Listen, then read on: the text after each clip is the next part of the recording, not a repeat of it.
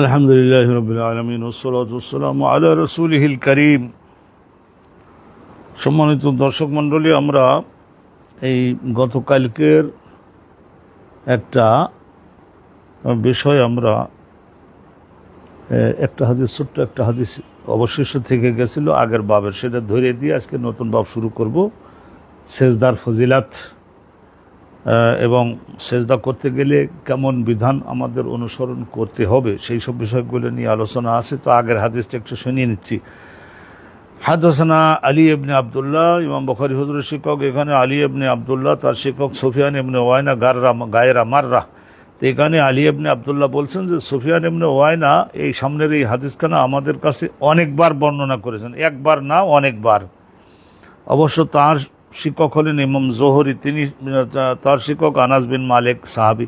ইয়াকুল, আনাস বিন মালিক বলেন সাকাতা রসুল্লাহ সাল্লাল্লাহু আলাইহি ওয়াসাল্লাম একবার পড়িয়ে গিয়েছিলেন আনফারাসিন ঘোড়ার পিঠের থেকে পড়িয়ে গেছিলেন একবার। ওয়া রুব্বামা অনেক সময় সুফিয়ান, এই যে সুফিয়ান গেল, সুফিয়ান এমনি ওয়াইনা, উনি অনেক সময় বলতেন আনফারাসিন, আবার অনেক সময় বলতেন মিন ফারাসিন। তাহলে যাই হোক, অর্থ তো একই।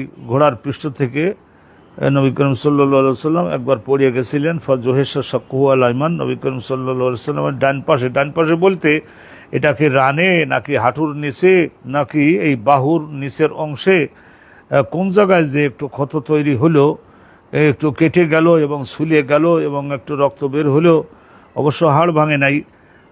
জোহেশা জাহাস, এখানে লেখা আছে যে খোদেশা খাদসান মানে একটু কেটে গেল, ক্ষত তৈরি হলো, রক্ত বের হলো। জোহেশা ক্ষত তৈরি হলো। শাক্কুহু আল আইমান, নবী করিম সাল্লাল্লাহু আলাইহি ওয়াসাল্লামের ডান পাশে, দেহের ডান পাশের অংশে। ফাদাখালনা আলাইহি নাউদুহু, তা কেউ আঘাতপ্রাপ্ত হলেও তাকে তো দেখতে যেতে নবী আমাদের শেখাইছেন।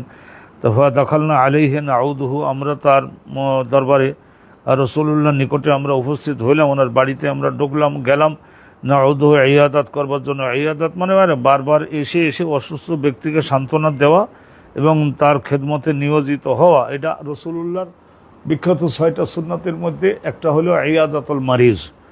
ফাহাদারাতুস সালাত, ওখানে বাসায় থাকা অবস্থায় না, মসজিদে নববীর মধ্যেই। ফাহাদারাতুস সালাত, নামাজের রক্ত হাজির হয়ে গেল। ফাসাল্লা বিনা কায়েদান, রাসূলুল্লাহ সাল্লাল্লাহু আলাইহি ওয়াসাল্লাম আমাদের সকলকে মুক্তাদি বানিয়ে বসে নামাজ আদায় করলেন। ওয়া কাদনা, আমরাও, রাসূলুল্লাহ বলেছিলেন যে ইমাম যেমন তোমরাও হতে হবে তেমনই, তো আমরাও বসে রাসূলুল্লাহর পিছনে ইক্তেদা করলাম। ও কলা সুফিয়ান মাররাতান, আর সুফিয়ান ইবনে ওয়াইনা একবার বলছিলেন যে সাল্লাইনা কুউদান। এখানে আছে, আগেটা আছে যে সাল্লা বিনা কায়দান, আর এখানে আছে সাল্লাইনা কুউদান, আমরা নামাজ পড়লাম বসে। ওয়ালাম্মা কদা সালাত, নামাজ যখন শেষ হয়ে গেল, কলা রাসূলুল্লাহ সাল্লাল্লাহু আলাইহি ওয়াসাল্লাম আমাদের দিকে ঘুরে বসে বলেন ইন্নামা জয়লাল ইমামু লিইউতাম্মা বিহি, ইমাম এই জন্য আল্লাহ নির্ধারণ করে দিয়েছেন, ইমামের বিধান এই জন্য দিয়েছেন লিইউতাম্মা বিহি, যাতে তার ইমামতিটা বাকি সব লোকজন গ্রহণ করে, সকল বিবেচনায়, সকল দিক থেকে। ফাইজা কাব্বারা ফাকাব্বিরু, ইমাম তকবির বললে তোমরাও তকবির বলবা, ইমাম রুকু করলে তোমরাও রুকু করবা। মাথা যখন রুকুর থেকে বা সিজদা থেকে উঠান তখন তোমরা তার এরপরে মাথা উঠাবা। ওয়াজা ক্বালা সামি আল্লাহু লিমান হামিদাহ, সামি আল্লাহু লিমান হামিদাহু, এই কথা যখন ইমাম বলবেন, ফাকুলু, মুসল্লিরা তোমরাও সামি আল্লাহু লিমান হামিদা না বলে তোমরা সকলে বলবা কি রব্বানা ওয়ালাকাল হামদ। ওয়ালাকাল হামদ, ওয়া ছাড়াও আছে আর লাকাল হামদ আছে, ওয়ালাকাল হামদ আছে।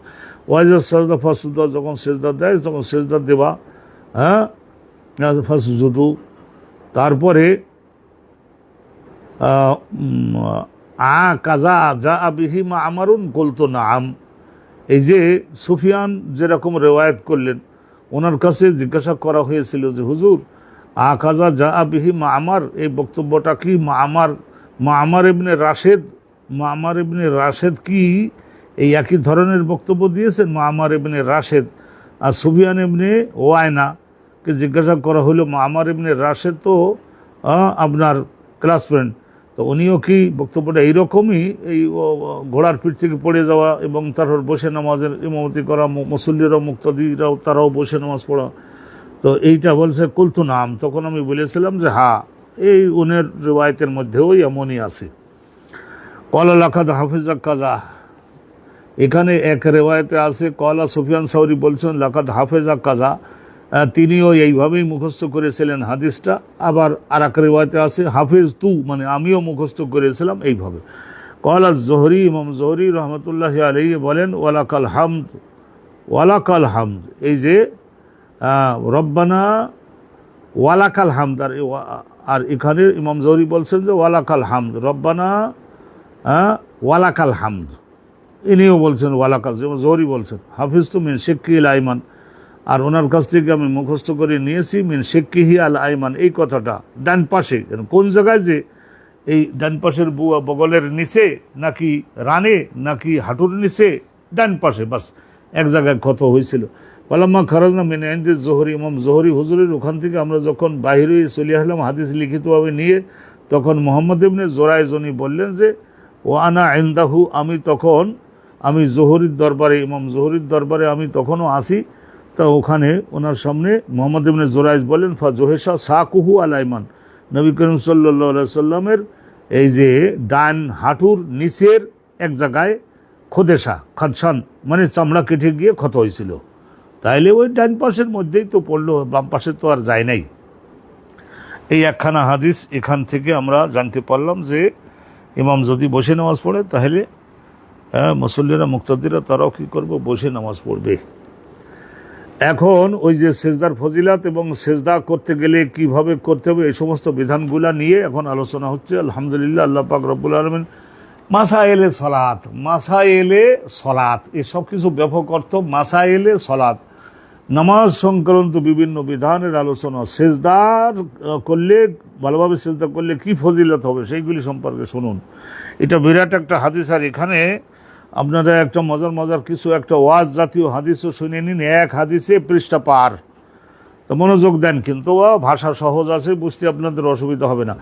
হাদ্দাসানা আবুল ইয়ামান, ইমাম বুখারী হুজুরের শিক্ষক হলো আবুল ইয়ামান, তার শিক্ষক হুজুর সোহাইব, তার শিক্ষক ইমাম জোহরি, তার শিক্ষক সাঈদ ইবনুল মুসাইয়্যিব।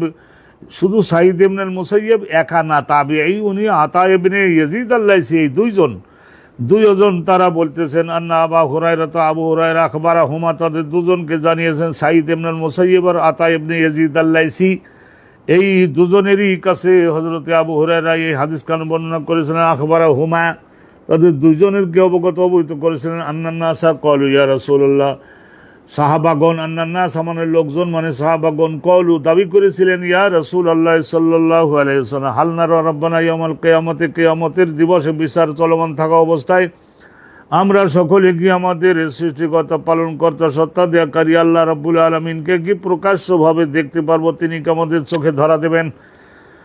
ক্বালা রাসূলুল্লাহ তখন বলেছিলেন হাল তুমারুনা ফিল কমারি লাইলাতাল বদরি, এই যে 14 তারিখের দিন গত 15 তারিখের রাত আসে, আগে তার রাতে, তার মানে ওই সময় রাতে যে একটা পরিপূর্ণ চন্দ্র আকাশে যে উদিত হয়, তখন তোমরা চাঁদ দেখার ব্যাপারে কোনো প্রকারের একজনের দেখার কারণে আর একজনের সঙ্গে কি ঠেলাঠেলি লাগে নাকি, কোনো সংশয় সন্দেহ থাকে নাকি দেখার ব্যাপারে? লাইসা দুনাহু, সাহাবার বিশেষ করে যদি চাঁদ আর তোমাদের চোখের মাঝখানে যদি কোনো প্রকারের মেঘ না থাকে, একেবারে স্বচ্ছ আকাশে 15 তারিখের রাতে সকলেই তো চাঁদকে কিরম প্রকাশ্যভাবে দেখো।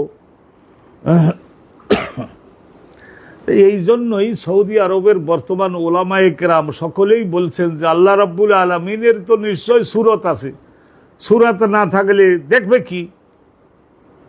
কিন্তু সে আল্লাহ রাব্বুল আলামিনের সূরতটাকে প্রকাশ করবার জন্য কোনো কিছুর সঙ্গে এক্সাম্পল দেওয়ার কোনো সুযোগ নাই, কারণ আল্লাহর জাত মানে সত্তা, যেমন ওই ধরনের তো কোনো সৃষ্টি নাই। ভালো করে বুঝবেন, জটিল একটা মাসালা। তো আমাদের সাধারণ আমরা মুসলমান যারা, আমাদের অত গভীরে যাওয়ার কোনো কড়াকড়ি ইসলামে রাখা হয় নাই। ক্বালু ইয়া রাসূলুল্লাহ, সাহাবাগণ বললেন ইয়া রাসূলুল্লাহ সাল্লাল্লাহু আলাইহি ওয়াসাল্লাম, ক্বাল ফাআলতুমা, ক্বালু ইয়া রাসূলুল্লাহ সাল্লাল্লাহু আলাইহি ওয়াসাল্লাম, না ক্বালু লা, তো বলছে যদি কোনো মেঘ না থাকে, আকাশের একটা চন্দ্র পৃথিবীর সবাই মিলে দেখবা, সবাই মিলে মানে এই ভূপৃষ্ঠের এই সাইডে আমরা যারা আছি তারা তো সকলে আমরা দেখতে পারবো, আর চাঁদ যে দেখলাম, এবারে কারোর মনের মধ্যে কোনো সন্দেহ তো আর থাকবে না। হ্যাঁ, হাল তোমারও না, কেউ কি কারোর সঙ্গে ঝগড়া করো না, কেনা রে তুই দেখিস নাই, তুই দেখিস নাই, বলে না আমি দেখেছি তুমি দেখো নাই, এরকম মেরাউন মানে ঝগড়া। হ্যাঁ, আর মেরিয়াতন মানে সংশয় সন্দেহ।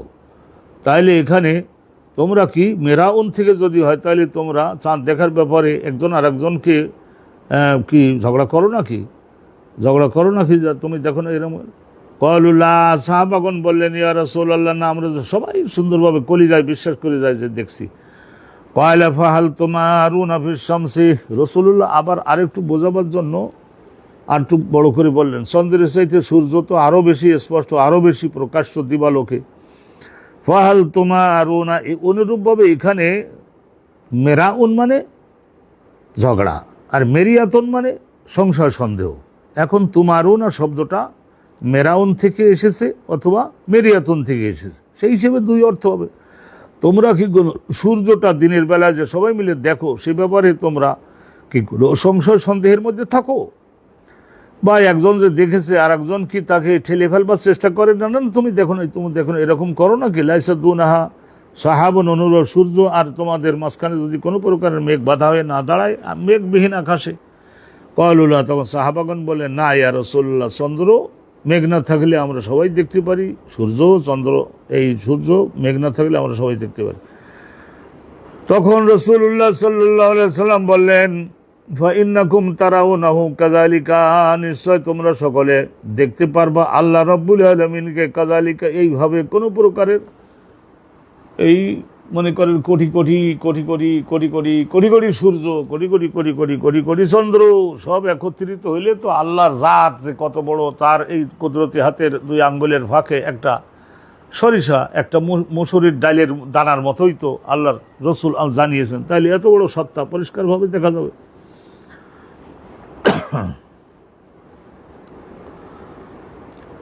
রসুল্লাহ ফাইন্নাকুম তারাউনাহু, রসুল্লাহ তখন বলেন নিশ্চয় তোমরা তারাউনাহু আল্লাহকে দেখতে পারবা কিয়ামতের মাঠে বেহেশতের মধ্যে, কাযালিকা এইভাবেই স্পষ্টভাবে দেখতে পারবা, দেখার ব্যাপারে কোনো প্রকারের সংশয় সন্দেহ মনের মধ্যে থাকবে না, আর কোনো প্রকারের ঠেলাঠেলিও লাগবে না। ফাঁকা ফাঁকা জায়গায় দাঁড়িয়ে সব সুন্দরভাবে আল্লাহকে দেখে কলিজা জোড়াই নিতে পারবে। ইউহশারুন নাসু ইয়াউমাল কিয়ামাতি, তো এরপরে রাসূলুল্লাহ আরো বলেন ইউহশারুন নাসু ইয়াউমাল কিয়ামাতি, হাসর করা হবে মানব জাতিকে কিয়ামতের দিবসে। হাসর শব্দের অর্থ হলো একত্রিত করা, এক জায়গায় আনা। আদমের যুগের মানুষ যারা, তাদের সবাইকেই, নুহের যুগের, ইব্রাহিমের যুগের, সব যুগের মানুষেরা মাটির মধ্যে বিলীন হয়েছে, কিন্তু আল্লাহ আবার দ্বিতীয়বার সৃষ্টি করে তাদের সবাইকেই একই সময়ের মধ্যে এক মাঠে হাজির করবেন। ইহসারু হাসর, কিয়ামতের আগে যারা মারা যাবে তাদের সবাইকেই জীবন্ত করে ওই আদমের যুগের মানুষদের সঙ্গে একই সঙ্গে হাসর করে দেবেন। আল্লাহর কাছে এগুলি কোনো কঠিন কাজ নাকি? কোনো কঠিন কাজ না। আল্লাহ রাব্বুল আলামিনের কাছে এগুলি কোনো কঠিন কাজ নয়। ইহশারুন নাসু ইয়াউমাল কিয়ামাতি, কিয়ামতের দিবসের মধ্যে ফায়াকুলু মান কানা ইয়াবুদু শাইয়ান ফালিয়াত্তাবিউহু, আল্লাহ রাব্বুল আলামিন বলবেন যে মান কানা ইয়াবুদু শাইয়ান, জগতে যে যার ইবাদত করেছে আজকে সে তাকে ডাকুক এবং তার কাছে উদ্ধার ও মুক্তি প্রার্থনা করুক, তার পেছনে দৌড়াক। ফামিনহুম মান ইয়াত্তাবিউ শামসা, মানব জাতির মধ্যে কিছু লোক এমন আছে যারা সূর্যের পূজা করেছে। কারণ কি? সূর্য রৌদ্র দেয়, তার থেকে ফসল হয়, সেই ফসলকে বাপমার দেহে রক্ত হয়, সেই রক্ত থেকে আমরা জন্মাই। তা সূর্যের পূজা ওহে দিবাকর। আবার অনেকেই সাগরের ওখানে দুপুরবেলায় যেয়ে সেই সাগরের পানিকে বলে না যে ওহে সাগর জলধি তোমার পানি, এরকম বলে না, অনেকেই আছে পানির, অনেক আছে সূর্যের। অমিনহুম মান ইয়াত্তাবিউল কমার, আর কিছু লোক আছে যে ফলের মধ্যে স্বাদ হতো না, রং হতো না, ওহে চন্দ্র তোমার আলো না হইলে, তো চন্দ্রের পুজো করেছে বলে সে তারে ডাকো, তার পেছনে যাও, সে তোমার উদ্ধার করুক বা যাক। অমিনহুম মান ইয়াত্তাবিউত তাওয়াগিত, আর এক দল আছে তারা সকলে বড় বড় দেবতা মূর্তি টর্তি বানাইয়ে তাদের অনুসারী হয়েছিল, তাদের কাছে সারা জীবনের ভক্তি নিবেদন করেছিল। তাহলে ওই সমস্ত দেবদেবতা এবং মাটি পাথরের, লোহা এবং ব্রোঞ্জের, কাঁসা এবং পিতলের তৈরি ওই সমস্ত মূর্তিগুলির তাদের অনুসরণ করুক, তাদের নিকটে মুক্তি প্রার্থনা করুক, তাদের কাছে আজকের উদ্ধার দাবি করুক। তাওয়াগিদ, তাগুতের বহুবচন তাওয়াগিদ, সনাম, মূর্তি। ওয়া তাবকা হাযিহিল উম্মাতু, আর বিশেষ করে রাসূলুল্লাহ সাল্লাল্লাহু আলাইহি ওয়াসাল্লাম বললেন যে ওয়া তাবকা, শেষ পর্যন্ত বাকি থাকবে ওই সমস্ত লোকগুলো তো জাহান্নামে যেতে হবে। সূর্য পূজক, চন্দ্র পূজক, অনুরয় মূর্তির পূজক, এগুলির তো জাহান্নামে যেতে হবে। তাদের তো পাঠাই দেওয়া হলো, বলে সূর্য জাহান্নামে গেছে, সূর্যের সঙ্গে তোমরাও যাও। চন্দ্র জাহান্নামে গেছে, চন্দ্রের সঙ্গে তোমরাও যাও। মূর্তিগুলিকে জাহান্নামে ফালানো হয়েছে, ওদের সঙ্গে তোমরা যাও। ওই সমস্ত আবু হুরায়রার হাদিসে আছে না, ইন্না শামসা ওয়াল কমারা লা ইউআযাবানি, সূর্যটাকে জাহান্নামের মধ্যে ফেলে শাস্তি প্রদান করা হবে, চন্দ্রকে জাহান্নামের মধ্যে ফেলে শাস্তি প্রদান করা হবে। শাস্তি মানে কি? তাদের পোড়ানো হবে। তো এই কথা শুনি আব্দুল্লাহ ইবনে আব্বাস বলছিলেন না, ওমা জাম্বুহুমা, সূর্যের কি পাপ হয়েছে, চন্দ্রের কি পাপ হয়েছে। হ্যাঁ, তাহলে ওখানেও তো বলা যায় এই সমস্ত পাথরের তৈরি, মাটির তৈরি, ব্রোঞ্জের তৈরি, সীসার তৈরি, এই সমস্ত মোমের তৈরি, এই সমস্ত মূর্তিদের কি পাপ হয়েছে। তাদের তো জীবন নাই। আরে বাবা, জীবন নাই তা তো আমিও জানি, আপনিও জানেন। চন্দ্রেরও কোনো পাপ নাই, সূর্যেরও কোনো পাপ নাই, কিন্তু যারা পূজক করেছিল তাদেরকে যদি বুঝাতে হয় যে দেখো এরা মাবুদ ছিল না, মাবুদ থাকলে আজকে তারা আগুনে পড়ে কেন, আগুনে তারা পড়ে কেন, বুঝতে হবে যে তারা নিজেরা মাবুদ ছিল না। এই কথাটাই মহাসত্য, কথাটাই তো জগতে আমি সব মানুষকে বলেছিলাম না, মেনে লও লা ইলাহা ইল্লাল্লাহ, none has the right to be worshipped but আল্লাহ। আল্লাহ বাদে অন্য আর কারণ মাবুদ উপাস্য হয়ে সৃষ্টিকুলের শুকরিয়া, কৃতজ্ঞতা, ধন্যবাদ, এগুলি সমস্ত পাওয়ার দাবি করবার অধিকার নাই। একমাত্র এইসব বিষয়ে অধিকার একমাত্র আল্লাহর।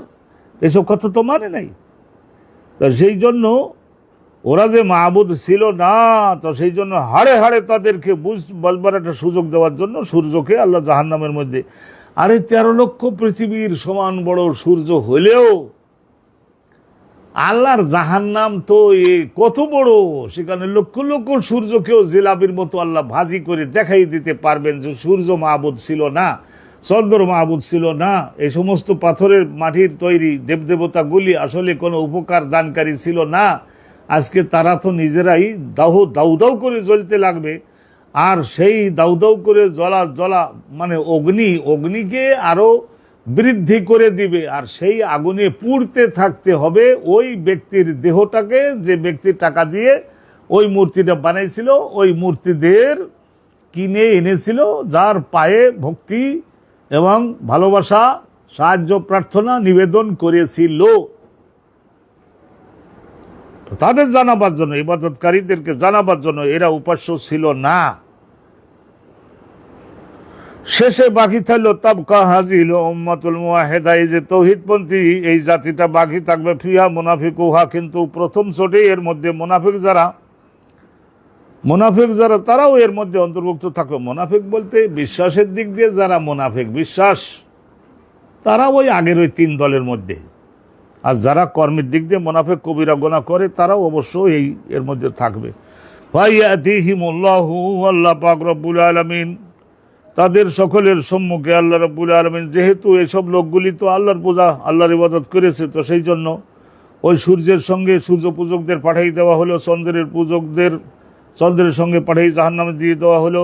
আর দেবদেবতার পূজকারীদেরকে, দেবদেবতার সহকারী, তাদের জাহান্নামে পাঠাই দেওয়া হলো। মাঠ খালি হয়ে গেল।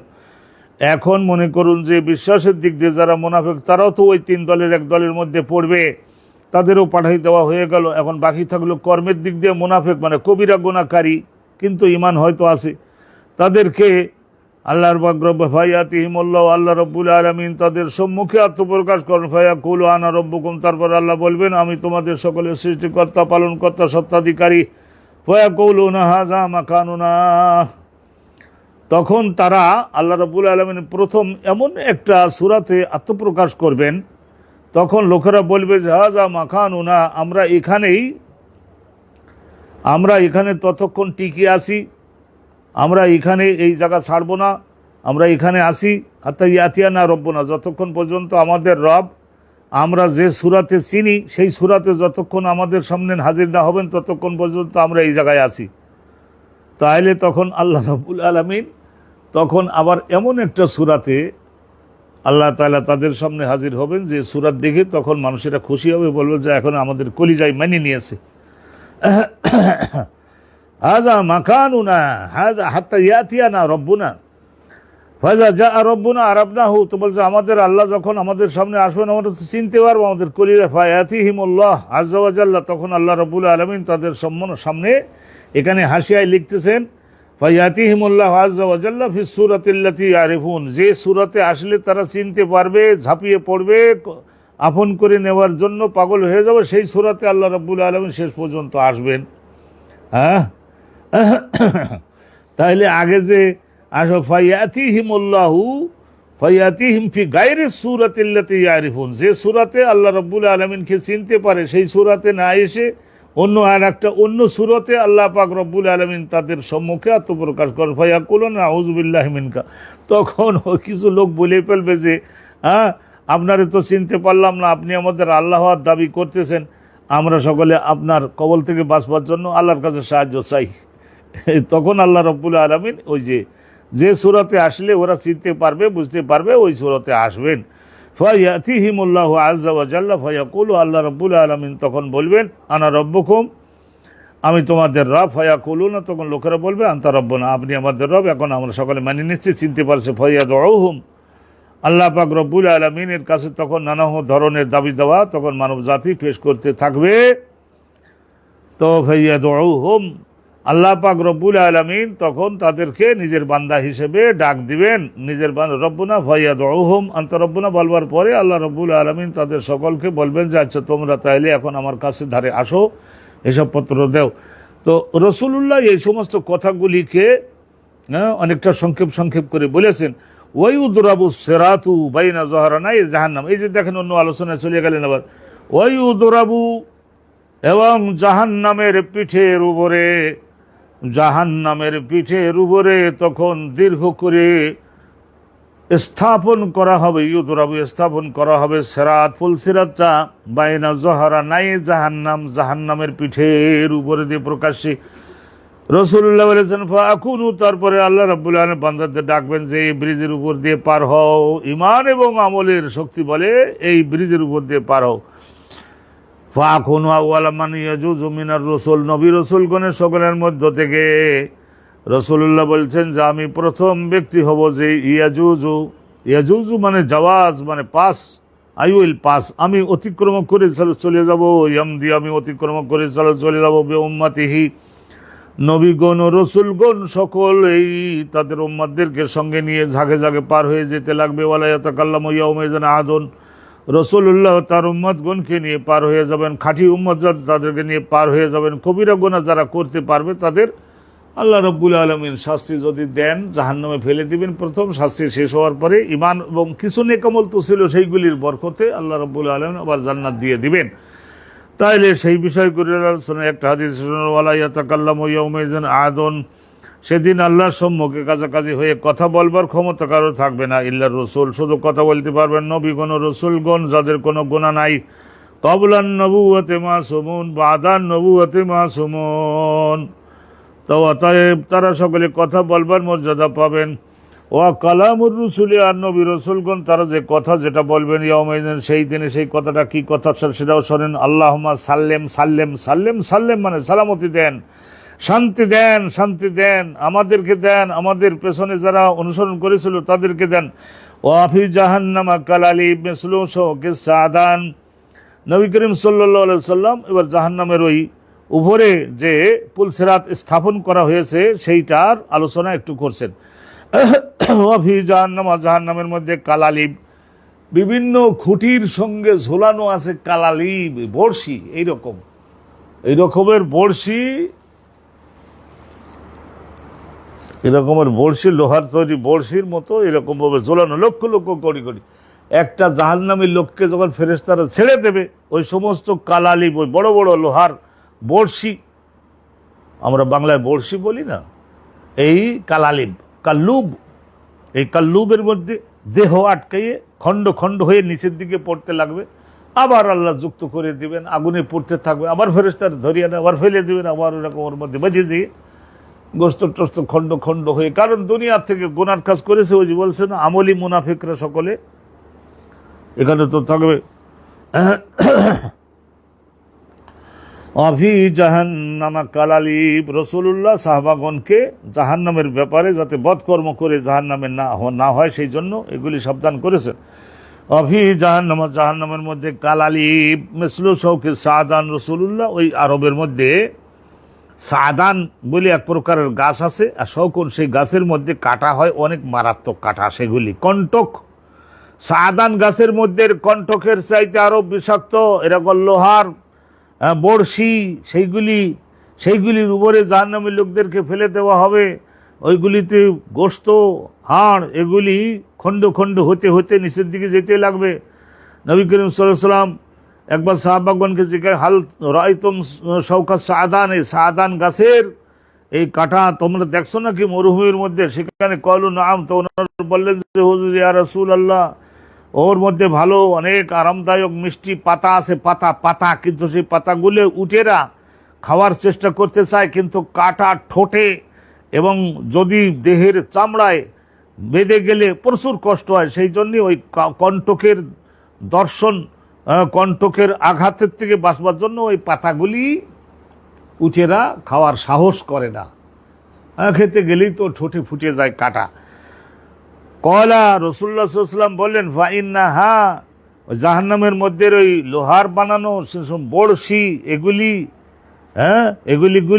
মেসলু শৌকে সাদান গাছের কণ্ঠকের চাইতে আরো বেশি পরিমাণে কষ্টদায়ক হবে। গায়রা আন্নাহু লা ইয়ালামু কদরা ইযমিহা ইল্লাল্লাহ, শুধু ওই বিষাক্ত হওয়ার দিক দিয়ে এই সাদান কাঠার মতো, কিন্তু ওই সাদান কাঠা ছোট্ট ছোট, আর কিন্তু সেই জাহান্নামের মধ্যে কাল্লুব যেগুলি হবে, বড়শি ঝোলানো, তো সেইগুলি যে কি পরিমাণে মোটা হবে, কি পরিমাণে লম্বা হবে, সেইগুলির পরিমাণটা আল্লাহ বাদে আর কেউ জানে না।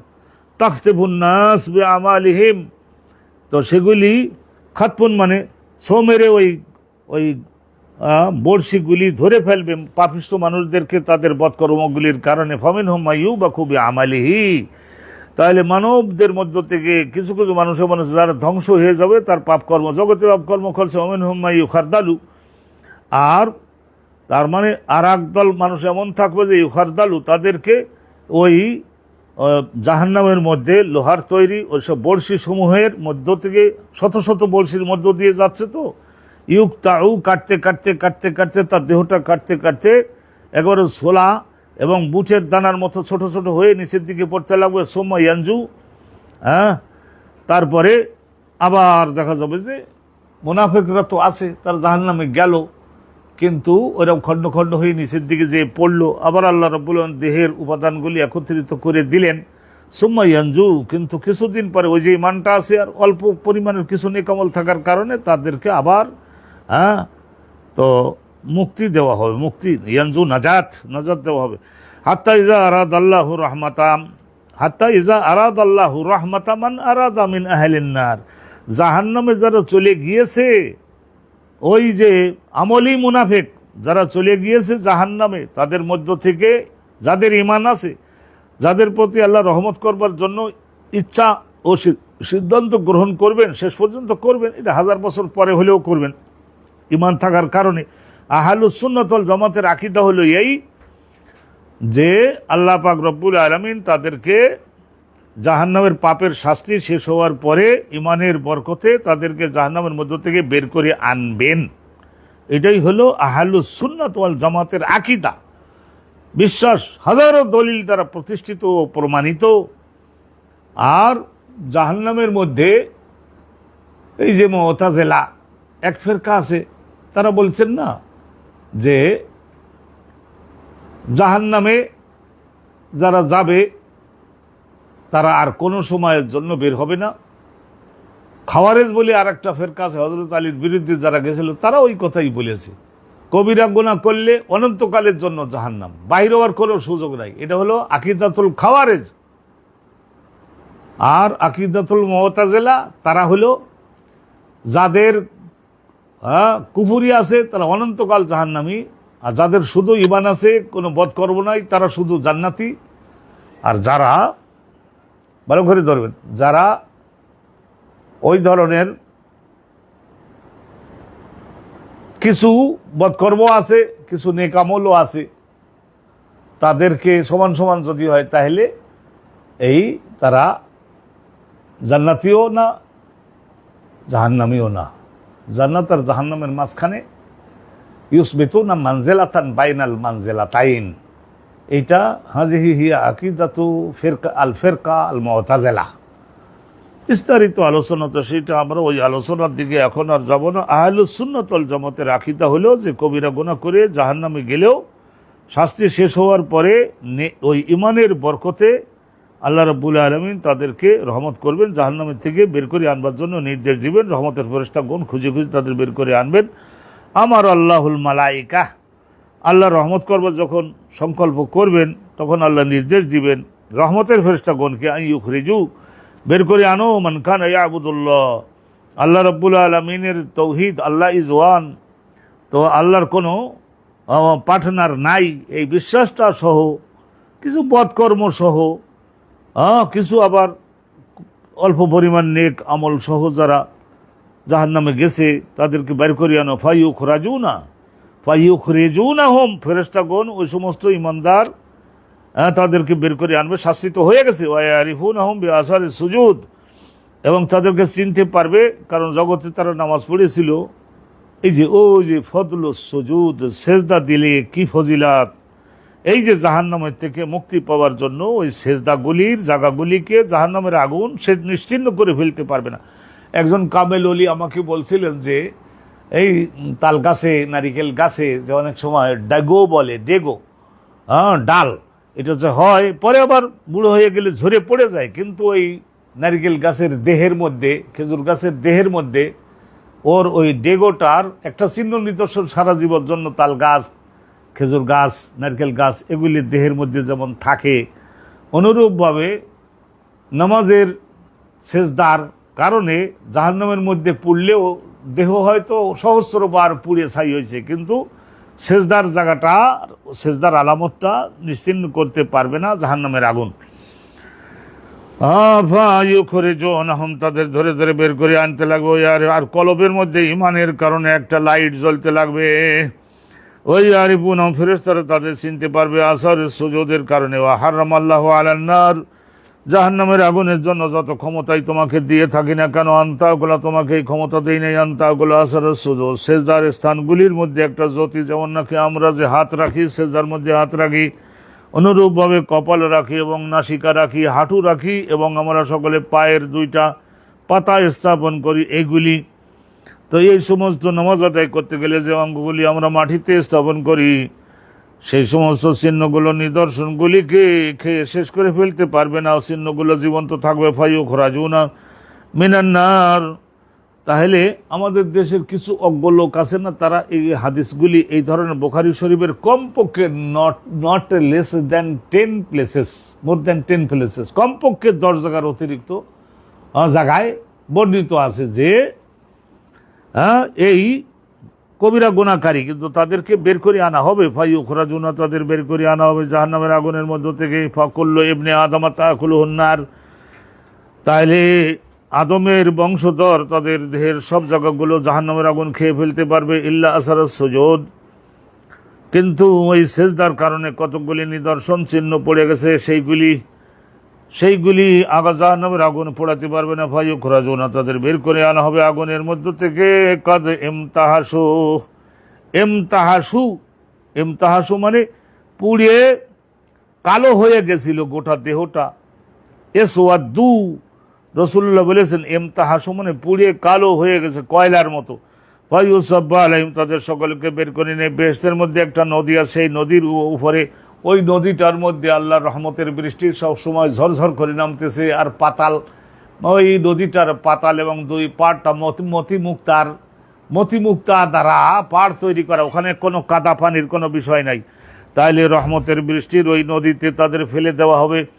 ফাইয়ুসাব্বু আলাইহিম, তাদের সকল, এখানে বলছে ফাইয়ুসাব্বু আলাইহিম মাউল হায়াত, এক প্রকারের ওই হায়াত নদীর পানি তাদের দেহের উপরে ঢেলে দেওয়া হবে। ফায়াম্বুতুনা কামা তাম্বুতুল হিব্বাতু ফি হামিলিস সাইল, তার এরপরে জাহান্নামের আযাবের কারণে যে সমস্ত দেহে কয়লার মধ্যে হয়ে গেছিল সেই সব কিছু নিম্ন কয়লার কালো অংশটা চলে গিয়ে তারা উদ্গত হবে, আবার বেহেশতের যোগ্য দেহ নিয়ে আবার উদ্গত হবে, বেড়ে উঠবে। কামা তাম্বতুল হেব্বাতু ফি হামিলিল মা।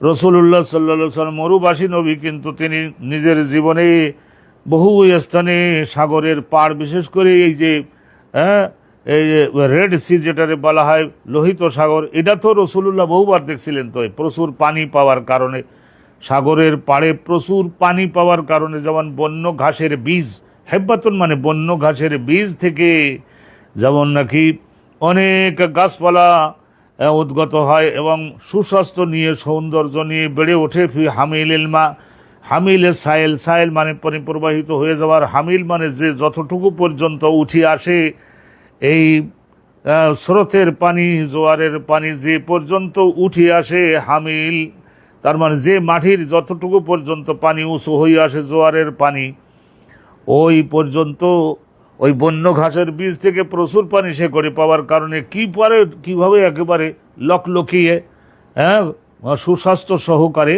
প্রচুর পানি আর ভালো মাটি, উর্বর মাটি পাইছে, তো সেই জন্য যেমন নাকি উদ্গত হয়, বেড়ে ওঠে।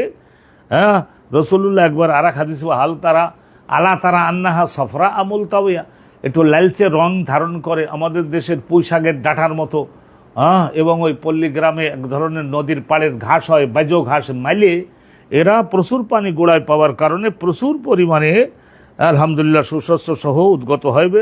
একেবারে হেলে দুলে পড়ে না, মানে দেহটা গোস্ত ভারী হয়ে গেছে তো দাঁড়িয়ে থাকতে পারতেন, হেলে দুলে মানে মুলতাওয়া বাঁকা হয়ে পড়ে।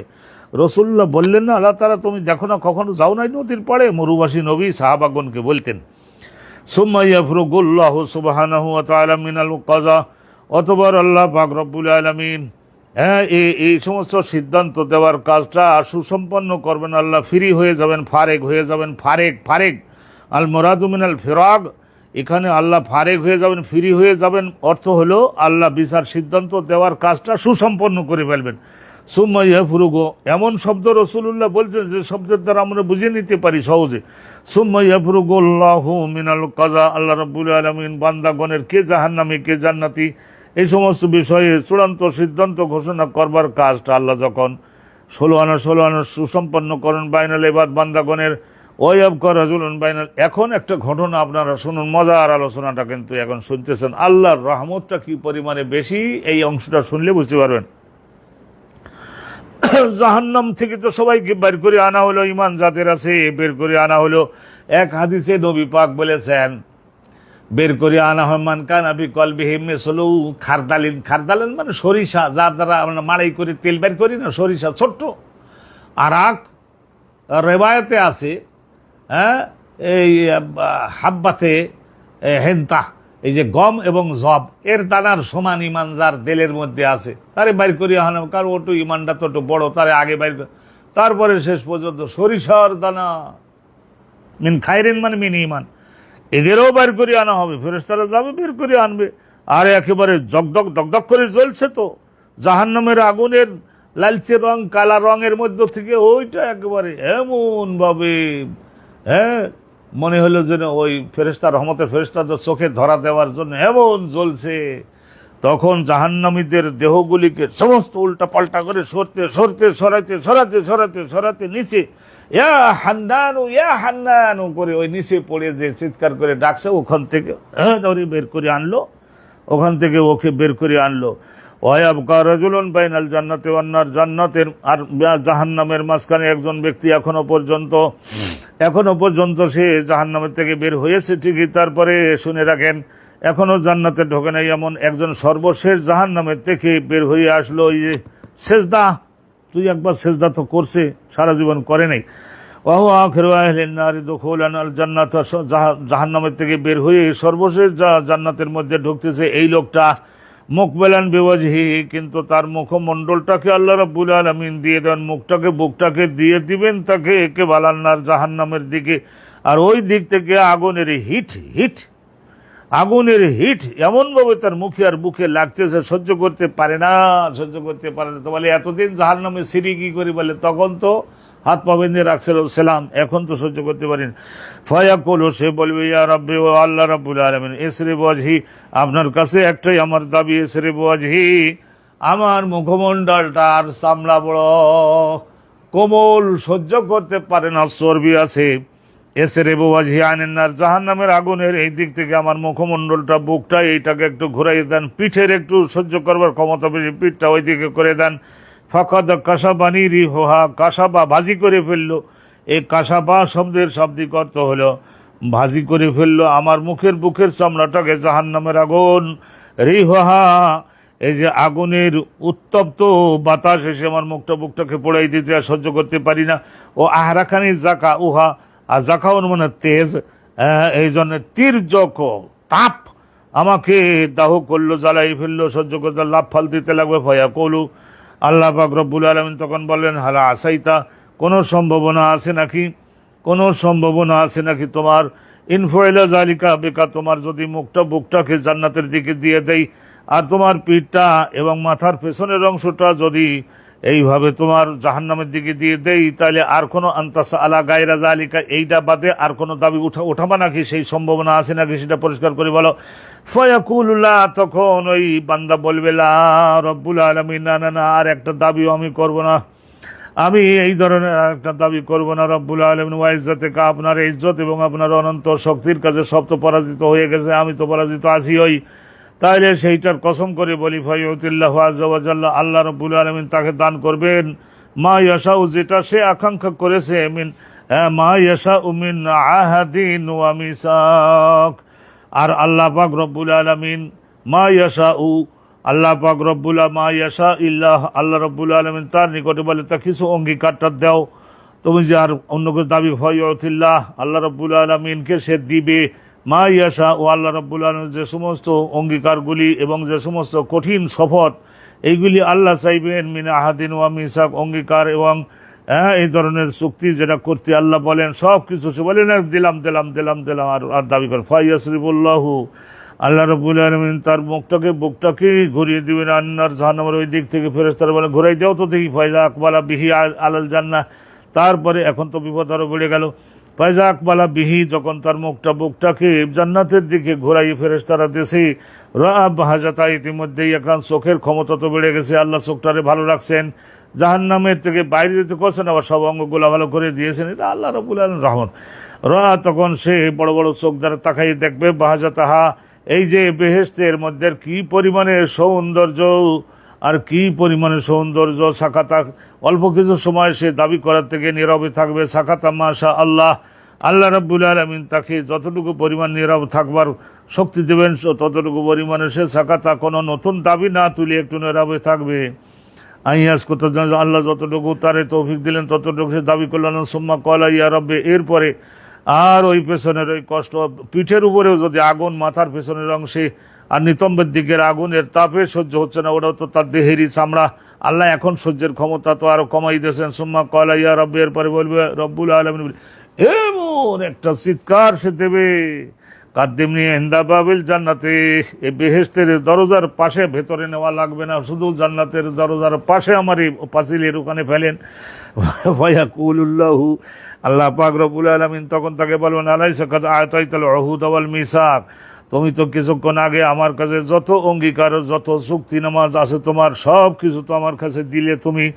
আল্লাহ তাসআলা গায়রাল্লাযী কুনতা সাআলতা, যে দাবিটা করেছিলে না, বুকটাকে একটু বেহেশতের দিকে ঘুরাইয়ে দেন, আর পিঠটা, মাথার পিছনের অংশটা, নিতম্বের ওই পেছনের অংশটা, রানের অংশটা ওইদিকে জাহান্নামের দিকে ঘুরাই দেন। এইটা একটা দাবির পরে আর মরে গেল, আর আপনার কাছে আর দাবি করবে না, এটা বলছিল না, আল্লাহ আপনার নামের কসম করে বলে, ফায়াকুল ইয়া রাব্বি, তখন সে বলবে, লা আকুনু আশকা খালকিকা রব্বুল আলামিন, আমি যাই অঙ্গীকার দিয়েছি টিসি যাই হোক, কিন্তু আপনার সৃষ্টির মধ্যে আমি মনে করি জাহান্নামের মধ্য থেকে সবচাইতে শেষে আমি বাইর হয়েছি, সবচাইতে বড় হতভাগা, সবচাইতে বড় পাপী। তখন সে একেবারে মুখস্থরে স্বীকার করতে লাগবে নিজের ভুল ত্রুটি। ফয়া কৌলু, এরপরে আল্লাহ রাব্বুল আলামিন বলবেন যে, ফামা আসাইতা, কি সম্ভাবনা আছে নাকি এই দাবিটা যদি দিই, তাহলে আরো আর একটা কোনো দাবি, আর একটা উত্থাপনের সুযোগ সুবিধা আছে নাকি, সম্ভাবনা আছে নাকি, পসিবিলিটি আছে নাকি। ফামা আসাইতা, হ্যাঁ, এ সম্ভব কিনা, ইনু অথিতা জালিকা, এইটা যদি দেই, মানে বেহেশতের ভেতরে ঢোকপাত চাও না, শুধু ওই দরজার পাশে তোমার পাঁচিলের গায়ে ওই জায়গায় নিলেই হবে, মানে একটু বেহেশতের ভেতরের সমস্ত খাওয়া দাওয়াগুলির একটু সুগন্ধিটা নাকে লাগলেও, আর ফল ঝুলি আছে ওইগুলো একটু দেখলে ঠান্ডা বাতাসটা কিছু হলেও তো পাবা। তাই এইটার দিলে আর কোনো দাবি দেওয়া আছে নাকি? আল্লাহ তাসালা গায়রাও, এটা বাদে আর কোনো কিছু দাবি টাবি করবা না তো? ফয়াকুলুল্লাহ, তখন বলবেন আল্লাহ রাব্বুল আলামিন বলেন কি এইটা দিলেন তো বিরাট দয়া, এরপরে আমার আর কোনো দাবি নাই। তাহলে ওয়া ইজ্জত থেকে আপনার ইজ্জতের কসম করে বলি লা আসআলুকা গায়রা যালিকা, ওই দরজার পাশে ফেলে দিলেই হবে, আর কোনো দাবি আমার নাই। ফায়ুতি রব্বাহু, তখন শেষ পর্যন্ত আল্লাহ রাব্বুল আলামিনকে সে দিবে মা শাহ। আল্লাহ রাব্বুল আলামিন এখানে মা শাহ, ওই বান্দা যতগুলি অঙ্গীকার দিতে পছন্দ করে বা আল্লাহ তার কাছ থেকে যতগুলি অঙ্গীকার এবং চুক্তি নিতে পছন্দ করেন, সে তার পছন্দ মতো, আল্লাহর পছন্দ মতো সবগুলা দাবি এবং সবগুলা অঙ্গীকার, মিন আহাদিন ওয়া মিসাক, আহাদুন মানে চুক্তি আর মিসাক মানে এই ধরনের অঙ্গীকার, চুক্তি আর অঙ্গীকার, এগুলির সব কিছু সে দিল। ফায়ুকাদ্দিমুহুল্লাহ ইলা বাবিল জান্নাত, আল্লাহ নির্দেশ দিবেন ফেরেশতাগণকে, ফেরেশতাগণ ওকে জান্নাতের দরজার কাছে এনে ওই দেয়ালের বাইরে রাখো, ফেলে তো ওখানে। বালাগা বাবাহা, এখন বিপদ কিরকম দেখেন। ফায়জা বালাগা বাবাহা, এখনো আল্লাহর এই সর্বশেষ জাহান্নামের ভেতর থেকে বের হয়ে আসা বান্দা যখন নাকি পৌঁছে যেতে পারবে জান্নাতের ওই দরজার পাশে, ফারা জাহরাতাহা, শেষ পর্যন্ত দেখতে লাগবে জান্নাতের মধ্যে কি পরিমাণে ফুল বাগান, আর কি পরিমাণের ফলের গুদাম, ফলের এই সমস্ত, আর কি পরিমাণে মতিমুক্তার ঘরবাড়ি, আর কি পরিমাণে সমস্ত প্লেট ঘটি বাটি, আর এই সমস্ত ঠুং ঠুং আওয়াজ, জাহরাতাহা, সাজ ও সজ্জার সুগন্ধি আর খাবার দাবার, ওয়া মা ফিহা মিনান নাদরাতি ওয়াস সুরুর, আনন্দের কি পরিমাণে উপকরণ, আর সুস্বাস্থ্য এবং স্বাস্থ্য ভালো করে নেওয়ার উপকরণ, এই সমস্ত কি পরিমাণে, আর সাজ ও সজ্জা কি পরিমাণে আছে। ফয়াজকুতু মা শাআ, আল্লাহ দরজার পাশে ফেলে রাখলে আল্লাহ রাব্বুল আলামিন তাকে যতটুকু ওই জায়গায় ফেলে রাখা পছন্দ করবেন ততক্ষণ পর্যন্ত চুপ থাকলো। আইয়াসকুত, চুপ থাকলো, আর নতুন দাবি আর উঠালো না। ফয়াকুল, শেষ পর্যন্ত ওই বেহেশতের মধ্যে ওই হাসির শব্দ, হুর গেলমানদের হাসির শব্দ, আর ওই সমস্ত খাদ্যের যে সুগন্ধি, নবী পাক বলেছেন বেহেশতের এক একটা গোশতের সুগন্ধ আর বেহেশতের আতরের সুগন্ধ 40 বছরের দূরের মানুষদের নাসিকায় পর্যন্ত যাবে। ফয়াকুল, শেষ পর্যন্ত তারা সহ্য না হওয়াতে বলা শুরু করবে, ইয়া রব্বি রব্বুল আলামিন আদখিলনিল জান্নাত, আমার বেহেশতের মধ্যে ঢোকান। চিন্তা করে দেখুন, ফয়াকুলুল্লাহু আযজা ওয়া জাল্লা, আল্লাহ রাব্বুল আলামিনের তো দেওয়ারও তো আর কোনো সীমা নাই। ফয়াকুলুল্লাহু আযজা ওয়া জাল্লা, আল্লাহ রাব্বুল আলামিন তখন বলেন, ওয়াই হাক, মর, তুই ধ্বংস হ, ধ্বংস হ, তুই শেষ হ, তোর দাবি আর কত পূরণ করবো, আর কতবার অঙ্গীকার এবং চুক্তি ভঙ্গ করবি তুই। ইয়াবনা আদম, হে আদমের বংশ, হে আদমের পুত্র। এটা বোঝা যায় যে এটা শেষে নারী ছিল না, এটা ছিল কি বদমায়েশও তো বলতে পারি না, জাহান্নামের থেকে তো বাইরেই আইছে। হে আদমের পুত্র, পুরুষ বেটা ছেলে, যত ডাকাতি আর যত হারাম কামাই আর যত জেনা ব্যভিচারী সব জগতে করছিল, যত নামাজ থাক আলেম ওলামার ধর পাকড় গুলি করে মারা এবং আহত করে সব করছিল জগৎ জীবন। অমা আকদারাকা, তুই কত বড় গাদ্দার, গাদ্দার মানে চুক্তি ভঙ্গ করি হয়েছিস। আলাইসা কাদ আতাইতা, আল্লাহ রাব্বুল আলামিন শেষ পর্যন্ত এই সমস্ত ভাষাকে, ল্যাঙ্গুয়েজকে হার্ড করবেন। ইতিপূর্বে তুমি দেও নাই আমার কাছে আল আহাদা, চুক্তি, মিসাক, অঙ্গীকার, শপথ, আর এই সমস্ত দেও নাই। আল্লাহ তাআলা গায়রাল্লাযী উতিতা, যেগুলো দিছি সেইগুলি বাইরের কিছু দাবি করবে না, এইসব মর্মে বলো নাই। ফায়াকুলু ইয়া রব্বে, তখন সে বলবে রব্বুল আলামিন আপনি, লা তাজআলনি আশকা খালকিকা, আপনার সৃষ্টির মধ্যে সবচাইতে বড় হতভাগা আমারে বানাইয়া রাখেন না, রাখেন না, রাখেন না। এরকম ভাবে আল্লাহ রব্বুল আলামিনের কাছে আল্লাহই ওরে ভাষা শিখাইয়ে দিতেছে হয়তো। ওয়ায়াদহাকুল্লাহু মিনহু, আল্লাহ পাক রব্বুল আলামিন তার এই কথা শুনিয়ে রাসূলুল্লাহ বলছেন যে আল্লাহ তাআলাও আর সহ্য করতে না পারে আল্লাহর রহমতের মহব্বতের হাসি হেসে ফেলবেন। সুম্মা ইয়াজানু লাহু ফি দুখুলিল জান্নাত, শেষ পর্যন্ত আল্লাহ বলেন ঠিক আছে আর কি করব, এই দুইটাই তো জায়গা বানাইছি জাহান্নাম, তো ওর মধ্যে থেকে বাহির যখন করছি ওই, তেমন জান্নাতে তো ঢোকাইতেই হবে, বিপদে তো আমি ওই পড়ছি, সৃষ্টি তো আমি ওই করছি, ইমান তো আছে। শেষ পর্যন্ত আল্লাহ রাব্বুল আলামিন অনুমতি দিবেন, ফেরেশতাগণ তাকে বেহেশতের মধ্যে ঢোকাও। বেহেশতের মধ্যে ঢুকে গেল। বেহেশতের মধ্যে ঢুকে দেখে যে তার জন্য যে হুরেরা, তার যে স্ত্রী, তারা তো আগেই ঢুকে গেছে বেহেশতের মধ্যে, তার জন্য খেদমতের জন্য বলে, কতদিন পরে তুমি আসলা, আমরা তো খেদমত করবার লোক পাচ্ছি না। তখন আল্লাহ বলবেন, তামান্না বান্দা, তুমি বেহেশতের মধ্যে আসছো, এখন আমার কাছে আকাঙ্ক্ষা অনেকগুলি তো বেহেশতের বাইরে থেকে করছো, এখন আর একটু করো। তামান্না, আশা করো, আকাঙ্ক্ষা করো, দাবি করো আমার কাছে। ফায়াতামান্না, এবং এই বান্দা তখন দেখবে আল্লাহ রাব্বুল আলামিন ইয়াতামান্না, আমার এইটা দেন, সেটা দেন, এটা দেন, সেটা দেন, মতিমুক্তার ঘর বাড়ি দেন, আমার স্ত্রীকে এনে দেন, ছেলে মেয়েগুলোকে কাছাকাছি আনেন, তারা অনেক, আমি তো তাদের থেকে বিচ্ছিন্ন হয়ে গেছে, আমাদের এগুলো কাছাকাছি এনে দেন। আল্লাহ সব কিছু পূরণ করবেন। এজা হাত্তা এজা, শেষ পর্যন্ত যখন সে অমনিয়াত, তার আকাঙ্ক্ষা ও আশা ও আকাঙ্ক্ষা অনুপাতে বলতে বলতে বলতে বলতে শেষ পর্যন্ত যখন আর ব্রেনে আর নতুন কিছু কথা আসতেছে না, কল আল্লাহু আযজা ওয়া জাল্লা, আল্লাহ পাক রব্বুল আলামিন বলেন, জিদ মিন কাযা, এই বিষয়ে আরো কিছু বেশি দাবি করো, ওয়া কাযা, এই বিষয়ে তুমি আরো কিছু বেশি দাবি করো। আকবালা, আল্লাহ পাক রব্বুল আলামিন একটু তাকে আর একটু নিজের সামনের দিকে এগিয়ে আনবেন, আল্লাহ তার দিকে একটু বেশি মনোযোগ দিয়ে, ইউযাক্কিরুহু রব্বুহু, তার রব আল্লাহ রাব্বুল আলামিন তাকে মনে করাই দেবেন এই বিষয়ে কিছু চাবানা, খাট পালং আর একটু চেঞ্জ করে নেওয়ার কথা বলো। ছেলে মেয়েগুলা দূরে পড়েছে, তুমি তাদের থেকে বিচ্ছিন্ন অনেক ডাউনে আসো, তা তোমাদের কাছাকাছি থাকতে ইচ্ছা হয় না, এইসব বিষয়ে দাবি করো। স্বাস্থ্যটা এরকম, অনুরূপভাবে এরকম দাবি করো, এরকম দাবি করো, এরকম দাবি করো, এরকম দাবি করো। হাত্তা ইযা ইনতাহাত বিহিল আমানি, তার আশা ও আকাঙ্ক্ষা যখন শেষ হয়ে যাও, কল আল্লাহু, আল্লাহ রাব্বুল আলামিন শেষ পর্যন্ত বলেন, লাখা যালিকা, যে সমস্ত আকাঙ্ক্ষা আমি মনে করেই দেওয়ার পরেও যেগুলো দাবি করলে, তাইলে সেইগুলি তো তোমারই দিলামই, ওয়া মিসলুহু মাহু, আর এইগুলির সমান আরো সমান দিলাম, যেগুলি এই পর্যন্ত পাইছো আর এর ডাবল আমি আমার নিজের দয়ার দান হিসেবে তোমাকে দিলাম, যাও ভোগ করো। ওয়াকালা আবু সাইদ, এই জায়গায় এই হাদিসখানা রেওয়ায়েত করেছেন কিনা জানেন? এখানে আমরা দেখলাম এই হাদিসখানা হযরতে আবু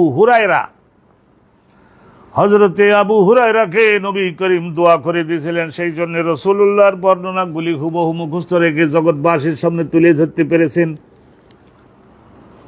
কিন্তু হযরতে আবু সাঈদ খুদরি, উনি ব্যারিস্টার ছিলেন। হযরতে আবু সাঈদ খুদরি রাদিয়াল্লাহু তাআলা আনহু অসাধারণ বড় টেকনিক্যাল ব্রেন ছিলেন। ওয়াকালা আবু সাঈদ খুদরি উনি বর্ণনা করেছেন, লে আবু হুরায়রা রাদিয়াল্লাহু তাআলা আনহু এর সম্মুখে আবু সাঈদ খুদরি বললেন, আবু হুরায়রা ভাই, ইন্না রাসূলুল্লাহি ক্বাল, রাসূলুল্লাহ সাল্লাল্লাহু আলাইহি ওয়াসাল্লাম বলেছেন, এই কথাটা আপনি মনে রাখতে পারেন নাই। ক্বাল আল্লাহু আযজা ওয়া জাল্লা, আল্লাহ বললেন শেষ পর্যন্ত, লাকা যালিকা, তুমি যেগুলি আমি মনে করে দেওয়ার পরেও আকাঙ্ক্ষা আশা করলা, সেগুলি তো তোমার আমি দিলামই।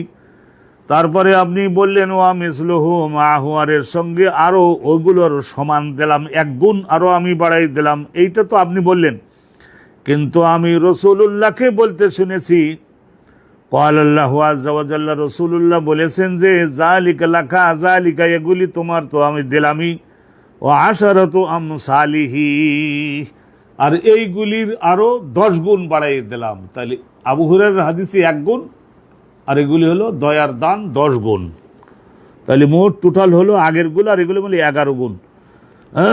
তখন এই কথা শুনে আবু হুরায়রা বললেন, ভাই আবু সাঈদ খুদরি, লাম আহফাজহু মিন রাসূলিল্লাহ, রাসূলুল্লাহ বলে থাকলে বলেছেন, কিন্তু আমি মুখস্থ রাখতে পারি নাই, সেই জন্য আমি ওটা বর্ণনা করব না, আপনি করলে করতে পারেন।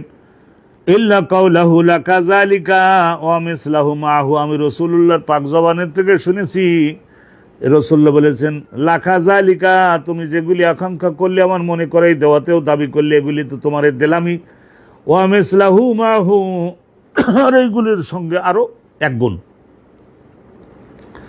ক্বালা আবু সাঈদ খুদরি, উনি তখন জোর দিয়ে বললেন, আরে ইন্নী সামি'তুহু ইয়াকুলু যালিকা, আমি স্বয়ং নিজের কানে রসুলকে বলতে শুনেছি, জালিকা লাকা, জালিকা লাকা, এইগুলি তোমাকে তো দিলামই, ও আশারাত আমসালিহি, আর এইগুলির 10 গুণ বেশি তোমাকে দিলাম।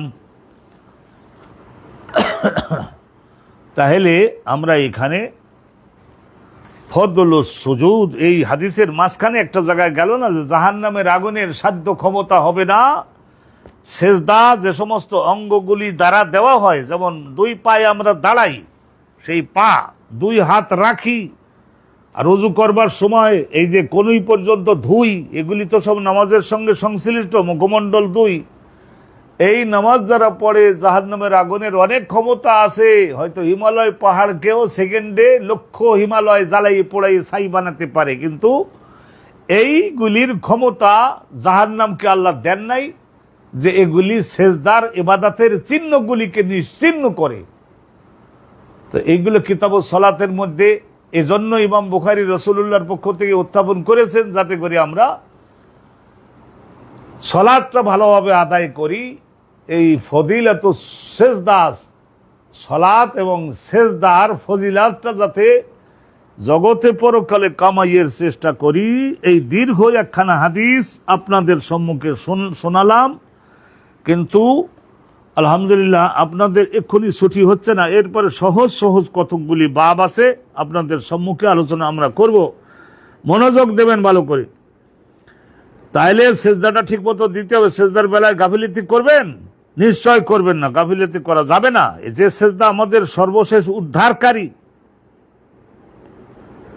যেই সেজদা হবে আমাদের পরকালে আমাদের নিজেদের জান্নাতে যাওয়ার পাসপোর্ট, সেই সেজদা, সেই সালাতটা আমরা কি করে অবজ্ঞা অবহেলা সহ করতে পারি? তো এই জন্য ইমাম বুখারী বলছেন ইউবদি দবাইহে, ইউবদি ইউজহিরু, ইউবদি এখানে বাদাল ওয়াও হলো মূলকর, দবাইহে দবউন, এই যে দেখেন দবউন মানে এই যে এই কনুইয়ের উপরের এই অংশকে বলা হয় দবউন।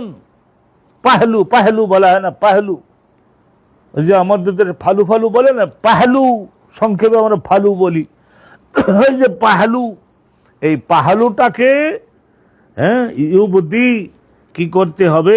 আজুদাই হে, দবাই হে মানে আজুদাই হে, এই দুটি পাহলুকে উঁচু করে রাখতে হবে, ওই রানের উপরে রাখা যাবে না। যারা অলস লোক তারা রানের উপরে রেখে দেয়, রানের উপরে রাখা যাবে না, ওইটা কি করতে হবে? এরকম করে আলাদা করে রাখতে হবে, এরকম করে।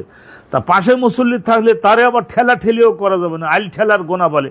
তাহলে এটা শৃঙ্খলা মতো রাখেন। ইউবদি ইউজ হেরু, ইউবদি মানে ইউজ হেরু, বা দাল ওয়াও এখানে মূলক কর। এখন ইউবদি উ মানে ইউজ হেরু, প্রকাশ করবে, প্রকাশ করে দিবে, দেহের সঙ্গে পেটের সঙ্গে মিলাইয়ে রাখবে না। ইউজ হেরু প্রকাশ করে দিবে, দবা আইহে, তাহলে ওটা রানের সঙ্গে মিলাইয়েও রাখবে না, ভুঁড়ির সঙ্গে পেটের সঙ্গেও মিলাইয়ে রাখবে না, দূরে ওই উজাফি, এবং ইউবায়েদু দূরে রাখবে নিজের পেটের থেকে, পেটের থেকে পেট, এই যেটা বলে পেট, আর ওই যে রান, এর থেকে পৃথক করে রাখতে হবে সেজদার সময়। এটা ভালো করে রাখবেন। গাফেল লোক যারা, তারা কিন্তু এটা আমরা করি না। আল্লাহ তুমি রহমত দান করো। তো এইটা একটা আইন মাসালা, ওই জন্য আমরা বলছি সেজদার ফজিলাত এবং সলাতের আইন, সেজদা এবং সলাতের আদব সমূহ, মাসালা সমূহ, এই হেডিংয়ে আজকের কিন্তু যাচ্ছে। হাদাসানা ইয়াহিয়া ইবনে বুকাইরিন ক্বালা হাদাসানি বকর ইবনে মুদার আন জাফর ইবনে রবিয়াতা আন উম্মে ইবনে হুরমুজ আন আব্দুল্লাহ ইবনে মালিক ইবনে বুহাইনা। এই আব্দুল্লাহ ইবনে মালিক ইবনে বুহাইনা, তাহলে এই বুহাইনা, এটা বুহাইনা হলো ওই যে আব্দুল্লাহর মা, ইসমু উম্মে আব্দুল্লাহ। ওই যে আব্দুল্লাহ রেওয়ায়ত করতে, তার বাপের নাম হলো মালিক, মালিকের থেকে আব্দুল্লাহ রেওয়ায়ত করতেছেন, তার আব্দুল্লাহ ইবনে মালিক ইবনে বুহাইনা, উনি আব্দুল্লাহ সাহাবী। আন্নান নবী সাল্লাল্লাহু আলাইহি ওয়াসাল্লাম কানা ইজা সাল্লা, এই যে আব্দুল্লাহ ইবনে মালিক ইবনে বুহাইনা, এটা সাহাবী। আন্নান নবিয়া কানা ইজা সাল্লা, রাসূলুল্লাহ যখন নামাজ আদায় করতেন, ফাররাজা বাইনা ইয়াদাইহি, দুই হাতকে এরকম ভুঁড়ির সঙ্গে তলপেটের সঙ্গেও মিলাই রাখতেন না, রানের সঙ্গে, রানের উপরেও স্থাপন করতেন না, রানের থেকেও পৃথক রাখতে হবে, ভুঁড়ির থেকেও পৃথক করে রাখতে হবে। রাখতেন রসুল্লাহ হাত্তা ইয়াবদু বায়াদ ও ইবতাইহি। আর রসুল্লাহ যখন চাদর গায়ে দিয়ে নামাজ পড়তেন, চাদর তো বাতাসে অনেক সময় চাদর তো একটু নাড়াচাড়া করে, তা আমরা সকলে রসুল্লাহর এই বগলের নিচের এই যে এই তলপেটের এই জায়গার জ্যোতির্ময় শুভ্রতা জিলজিল করতো, আমরা সকলে নামাজের ফাঁকে যদি আমরা তাকাইয়ে দেখি, রসুল্লাহ যখন সুন্নাত পড়তেন তখনও তো দেখা যেত সেজদা করবার সময় তো বায়াজ ও ইবতাইহি, বগলের নিচের ওই বক্ষের ওখানকার সে তো শুভ্রতা জ্যোতির্ময় অংশটা আমরা দেখে নিতে পারতাম। সুবহানাল্লাহ। তাহলে ওর সঙ্গে এই পাহলু এইটাকে কখনোই এরকম মিলাইয়ে রাখা যাবে না, আর সেজদায় যাওয়ার সময় ওই রকম রানের সঙ্গে মিলাইয়ে রাখা যাবে না। এটা ভালো করে আপনারা ধরে নিলেন। ওয়াকাল লায়েস, আর এই সনদের মধ্যে এখানে যদিও লায়েস নাই, কিন্তু লায়েস ইয়াহইয়া ইবনে বুখারীর আর একজন শিক্ষক বকর ইবনে মুদার তো এখানে গেছে, কিন্তু আর একজন উস্তাদের কথা বলছেন। এই লায়েস ইবনে সাদ উনি হাদ্দাসানি, উনি বলেছেন যে হাদ্দাসানি জাফর ইবনে রবিয়াতা নাহওয়াহু। এই আর একটা সনদের একটু গোড়া থেকে উল্লেখ করলেন, করে বললেন যে একই রকমের ভাষায় একটু চেঞ্জ, কিন্তু মিনিং একই। মিনিং একই তার মানে কি, সেজদা দেওয়ার সময়ে ওই নিজের পাহলু এইটাকে বুকের সঙ্গেও মিলাই রাখা যাবে না, আবার রানের সঙ্গে স্থাপন করেও রাখা যাবে না, পৃথক করে রাখতে হবে। এটাই একটা শৃঙ্খলা, এবং এটা আলহামদুলিল্লাহ তখন দেখবেন যে কোনো রকমের আলস্যের ভাব আর আসতে পারবে না। আর একটা জিনিস জানি রাখেন, এখানে একটা হেডিং দিয়েছেন কিন্তু কোনো হাদিস উনি খুঁজে পান নাই, সেই জন্য হেডিং দ্বারাই বুঝে নিতে হবে। ইউস্তাকবালু বি আতরাফে রিজলাইহিল কিবলা, আতরাফে রিজলাইহিল কিবলা। এখন যখন আমরা বসে পড়ি তখন একখানা পায়ের উপর তো পায়ের পাতাটা, বাম পায়ের পাতাটা তো এইভাবে দিয়ে ওর উপরে নিতম্ব স্থাপন করে তো আমরা বসবো, বাম পাটা। কিন্তু আর ডাইন পাটা কিভাবে রাখবো? ডাইন পাটা এইভাবে তো বলছে যে পায়ের পাঁচটা আঙ্গুলটা, সেই পাঁচটা আঙ্গুলটাও যাতে কেবলা কাবা ঘরের দিকে ঘোরে, ওর মাধ্যম দিয়েও কলব সংশোধন হবে। তাহলে মানে পুরা। আর এখানে বলছেন, রসুল্লাহ বলছেন যে এইভাবে তোমরা দাঁড়াও, যে মাসালা পায়ের সামনে দুই পায়ের বুড়ো আঙ্গুলের মাঝখানের যা দূরত্ব আর পায়ের দুই গোড়ালির মাঝখানের দূরত্ব যেন সমান হয়, তাহলে পা 16 আনা কেবলামুখী হয়েছে, তার মানে দেহটাও কেবলামুখী হবে। আর অনুরূপভাবে যখন বসবে তখন রসুল্লাহ বললেন যে ডাইন পায়ের 5টা আঙ্গুল চেষ্টা করতে হবে, মারাত্মক যদি অসুবিধা হয়, বুড়ো বয়স হয়ে যায়, তখন তো আর ওরকম করা যায় না, যুবকরা তো পারে, অভ্যাস করলে পারে। এইরকম করে এই 5টা আঙ্গুলের মুখটাও যেন কেবলামুখী থাকে। অনুরূপভাবে যখন আত্মায়িত তখন এইরকম ভাবে এই আঙ্গুলগুলি যেন কেবলামুখী থাকে। সবকিছু কেবলামুখী যখন একজন মোমেন্ট করবে নামাজের মধ্যে, তখন আলহামদুলিল্লাহ তার কলবের মধ্যে কেবলামুখী হয়ে যাবে, ব্রেন কেবলামুখী হবে, কথাবার্তা আমল আখলাক সবই কেবলামুখী হবে। কিন্তু এখানে বাবু ইউস্তাকবালু আতরাফে রিজলাইহি আল কেবলা, কেবলার দিকে তার রিজলাইহি বলেছে যে দুই পায়ের আঙ্গুলগুলি 16 আনা যেন কেবলামুখী হয়। ও দাঁড়ানো অবস্থায় যেন এই 5টা আঙ্গুল, এই 5টা আঙ্গুল 16 আনা যেন কেবলামুখী হয়। এমন করে দাঁড়ায় যদি, তাহলে কোন দিকে গেল? এটা তো কাবা ঘরের দিকে না গিয়ে অন্যদিকে তো গেছে, তাহলে কেবলামুখী যেন হয়। আতরাফে রিজলাইহি, দুই পায়ের আঙ্গুলগুলি যেন তার কেবলামুখী হয় দাঁড়ানো অবস্থায়। অনুরূপভাবে ওই যখন সেজদা ক্বালাহু আবু হুমায়দ আব্দুর রহমান ইবনে আমর ইবনে সাদ, ইনি একজন সাহাবী, উনি বলেছেন আনিন নবী রাসূলুল্লাহ সাল্লাল্লাহু আলাইহি ওয়াসাল্লামের থেকে শুনে উনি বলেছিলেন, আবু হামিদ বলে দিও জগৎবাসী, আব্দুর রহমান ওনার নাম ছিল, আবু হামিদ আব্দুর রহমান বলে দিও, যখন বসবে তখন ডান পায়ের আঙ্গুলগুলিতে তো মোড়াইয়ে যেন কাবা ঘরের দিকে ঘোরায়, আর যখন দাঁড়াবে তখন অনুরূপভাবে পায়ের 10টা আঙ্গুল যেন, আর যখন বসবে তো এরকম হাতের আঙ্গুল কেবলামুখীর জন্য হয়। জগৎবাসীকে বলে দাও যে তার মোমেনের প্রত্যেকটা অঙ্গ যেন কেবলামুখী হয়। তাইলে আলহামদুলিল্লাহ এটা তো আমরা শুনলাম, আর বাকি এটা ওটা শুনে নেন। এজ আল্লাহ ইয়তেম্মা সুজুদাহু, কোনো একজন ব্যক্তি যদি সেজদাটাকে যেভাবে পরিপূর্ণ করা উচিত সেইভাবে পরিপূর্ণ যথাযথ টাইম যদি না দেয়, সেজদার মধ্যে যদি 3 তসবিহ পরিমাণে সময় না থাকে, অনুরূপভাবে এটা তো গেল দৈহিক, আর ওর মধ্যে একটা ধ্যান খেয়াল, সেটাও তো আল্লাহর দিকেই থাকতে হবে। ধ্যান খেয়ালটাও তো আল্লাহ রাব্বুল আলামিনের দিকে থাকতে হবে। ধ্যান খেয়ালটা আদৌ ছিল না। সেজদা ঠিক মতো টাইম দিয়ে মাটির মধ্যে সুন্দর করে রয়েছে, কিন্তু আসলে ওর মধ্যে দুনিয়ার হিসাব করতেছে, তাহলে তো আর হইল না। তাহলে এটার ব্রেনটা, কলবটা, দুইটা, আর অনুরূপভাবে পরিমাণ মতো সময়টা, সেজদার মধ্যে বিনয়ের ভাবটা, সব কিছুই থাকতে হবে, তাইলে তখন সেজদাটা পরিপূর্ণতা পাবে। তামাম হাদাসানা সলতে ইবনে মুহাম্মদ, ইমাম বুখারী হুজুরের উস্তাদ সলতে ইবনে মুহাম্মদ, তার উস্তাদ হলেন মাহদি, তার উস্তাদ ওয়াসিল, তার উস্তাদ আবু ওয়াইল, তার উস্তাদ হযরত হুযায়ফা। হযরত হুযায়ফা কিন্তু আল্লাহ নবীর একজন বিরাট সাহাবী ছিলেন। আল্লাহু আকবার। রাসূলুল্লাহর জন্য জীবন কোরবানি করে দিয়েছেন। সুবহানাল্লাহ। এই সাহাবীর এমন যে কলিজাটা পুড়ে গেছিল, কি কারণে আমি বলবো, এক যুদ্ধের ময়দানে ওনার বাপ ছিলেন মুসলমান, কিন্তু ওই কাফের শত্রুরা যখন একদম অনেক লোক একসঙ্গে হয়ে কাটাকাটি করতেছে, তো ওর মধ্যে তো মুসলমানরা কাফের মনে করে মাথার উপরে তো অস্ত্রপাতি দেওয়া, তো ওনার বাপকে কুফাতে লাগলো, কেটে ফেললো। উনি বললেন, ওরে আমার বাপ হুযায়ফা ইবনুল ইয়ামান, আমার বাপ ইয়ামান, ইয়ামান মুসলমান, কাটো না, ওরে আঘাত করো না। কিন্তু সাহাবারা শুনতে পারেন নাই। ওনার বাপকে, মুসলমান হওয়া সত্ত্বেও মুসলমানগণ ওনার বাপকে কেটে ফেললেন যুদ্ধের ময়দানে। এই দৃশ্য দেখে ওনার সারা জীবনে আর জগতের সম্পর্কে আর কিছু কলব বসে নাই, পাগলের মতো হয়ে জীবনটা কাটাই ফেলছিলেন। আর দোয়া করতেন যে আমার বাপকে যারা আঘাত করেছে কাফের মনে করে, আল্লাহ তুমি তাদের মাফ করে দাও, আর আমার বাপকে শহীদের দরজা দিয়ে বেহেশতে আমাদের কাছে পৌঁছে দিও, তাইলে আমাদের কলিজার ব্যথা বেদনাটা কোনো রকম পোষাই আমরা নিতে পারবো। হযরত হুযায়ফা, এনার সম্পর্কে আরও ভালো ভালো হাদিস ইনশাল্লাহ আমি আপনাদেরকে বলবো, শোনেন। কিন্তু মাসাইলের ব্যাপারে খুব কঠোরতাপন্থী ছিলেন। হযরতে ওমরও ওনাকে ডরাতেন, ভয় করতেন, আর বলতেন যে ভাই এই ব্যাপারে নবীর কাছ থেকে তো তুমি মুনাফিক লোকদের একটা তালিকা পাইছো না? তো শুধু কোন কোন ব্যক্তির নাম সেখানে আছে আমি ওটা জানতে চাই না, শুধু ওর মধ্যে আমার নাম আছে কিনা এইটা একটু বলো। তো উনি বললেন, না, তোমার নাম নাই।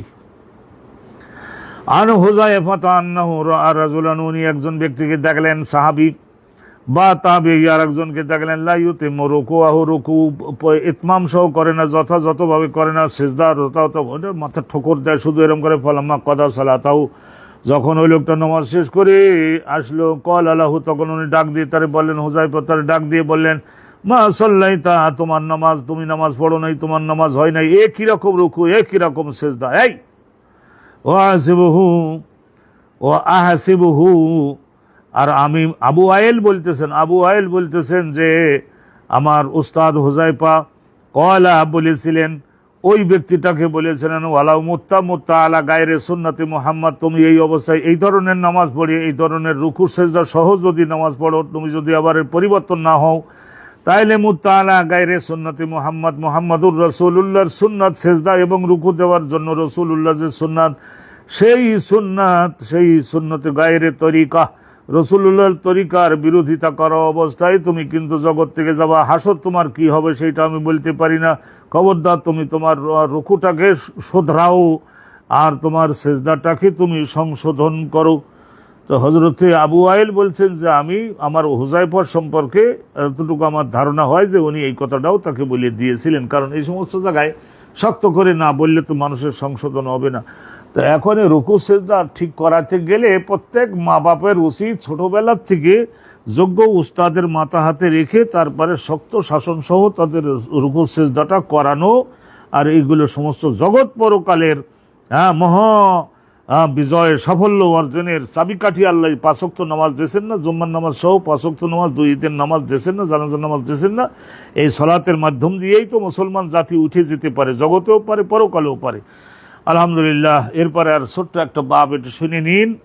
আলহামদুলিল্লাহ। সুজুদ আলা সাবাতে আযম, এই 7টা হাড়ের উপরে সেজদা করতে হবে। 7টা হাড়, আজমুন মানে হাড়, 7টা হাড় যেন সেজদা করে। তা শুনে নেন 7টা হাড় কোনটা কোনটা। প্রথম ছোটেই তো আমরা বুঝে গেছি যে 2 পায়ের মধ্যে 2 হাড়। হাদাসানা কাবিসত ক্বালা সুফিয়ান ইবনে ওয়াইনা আনা আমর ইবনে দিরান আন তাউসান আব্দুল্লাহ ইবনে আব্বাসেন ক্বালা উমিরান নবী সাল্লাল্লাহু আলাইহি ওয়াসাল্লাম ক্বালা, হযরতে এই আব্দুল্লাহ ইবনে আব্বাস বলেন কলা উমেরা, রসুলকে নির্দেশ দিয়েছিলেন আল্লাহ রাব্বুল আলামিন 7 অঙ্গের উপরে সেজদা আমার জন্য করো হে নবী। তো নবী বললেন সাহাবাগণকে 7 অঙ্গের উপরে আল্লাহ সেজদা চাইছে, চলো সবাই মিলে আল্লাহকে 7 অঙ্গের উপরে সেজদা দেই। উমেরান নবী ও নবীকে, এখানে লেখা আছে আমার আল্লাহ তাআলা নবী, আল্লাহ তাআলা স্বয়ং নির্দেশ দিলেন নবীকে, এটা হাদিসে কুদসি, ইন আইয়াসুজুদা আলা সাবাতে আওদাম, যাতে করে নবী 7 অঙ্গে সেজদা আল্লাহর জন্য করেন, ওয়ালা ইয়াকুফা শাহরান ওয়ালা সাওবান, আর নামাজ পড়বার সময় যাতে করে একজন মানুষ শাহরান মানে মাথার চুল, আগেকার আমলে মাথার চুল এইগুলি বাবরি চুল, যুবকরা আর ওই সমস্ত অত নাপিত তো পাওয়াও যেত না, তো রাসূলুল্লাহ সাল্লাল্লাহু আলাইহি সাল্লাম মাঝে মধ্যে বলছিলেন না লিম্মা জুম্মা ওয়াফরা, এই কানের লতি পর্যন্ত, ভালো করে দেখেন, দেখাই দিচ্ছে কানের লতি পর্যন্ত যুবকরা তারা এইরকম চুল যদি রাখে জায়েজ আছে।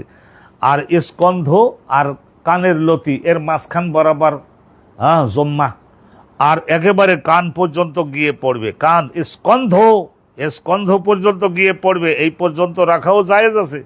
তাহলে বাবা এগুলি আরবের লোকদের এই চুলটা রৌদ্রের তাপ থেকে বাঁচানোর জন্য অনেক সহায়তা করে। লেম্মা জম্মা ওফরা এই ধরনের যদি রাখে, তাহলে সেজদা করলে যার মাথায় বেশি চুল হবে, তাহলে চুলগুলো আবার সামনের দিকে এরকম পড়বে না, সেজদার বিশেষ করে ঝাঁকুনি সহ যদি দেয় তাহলে কত চুল সামনে গিয়ে পড়লো। চিন্তা করে দেখেন, তা নামাজ পড়বে আর ওই চুলগুলো নিয়ন্ত্রণ করতে আবার লাগে, এরকম করে দেয় না ওর পেছনের দিকে।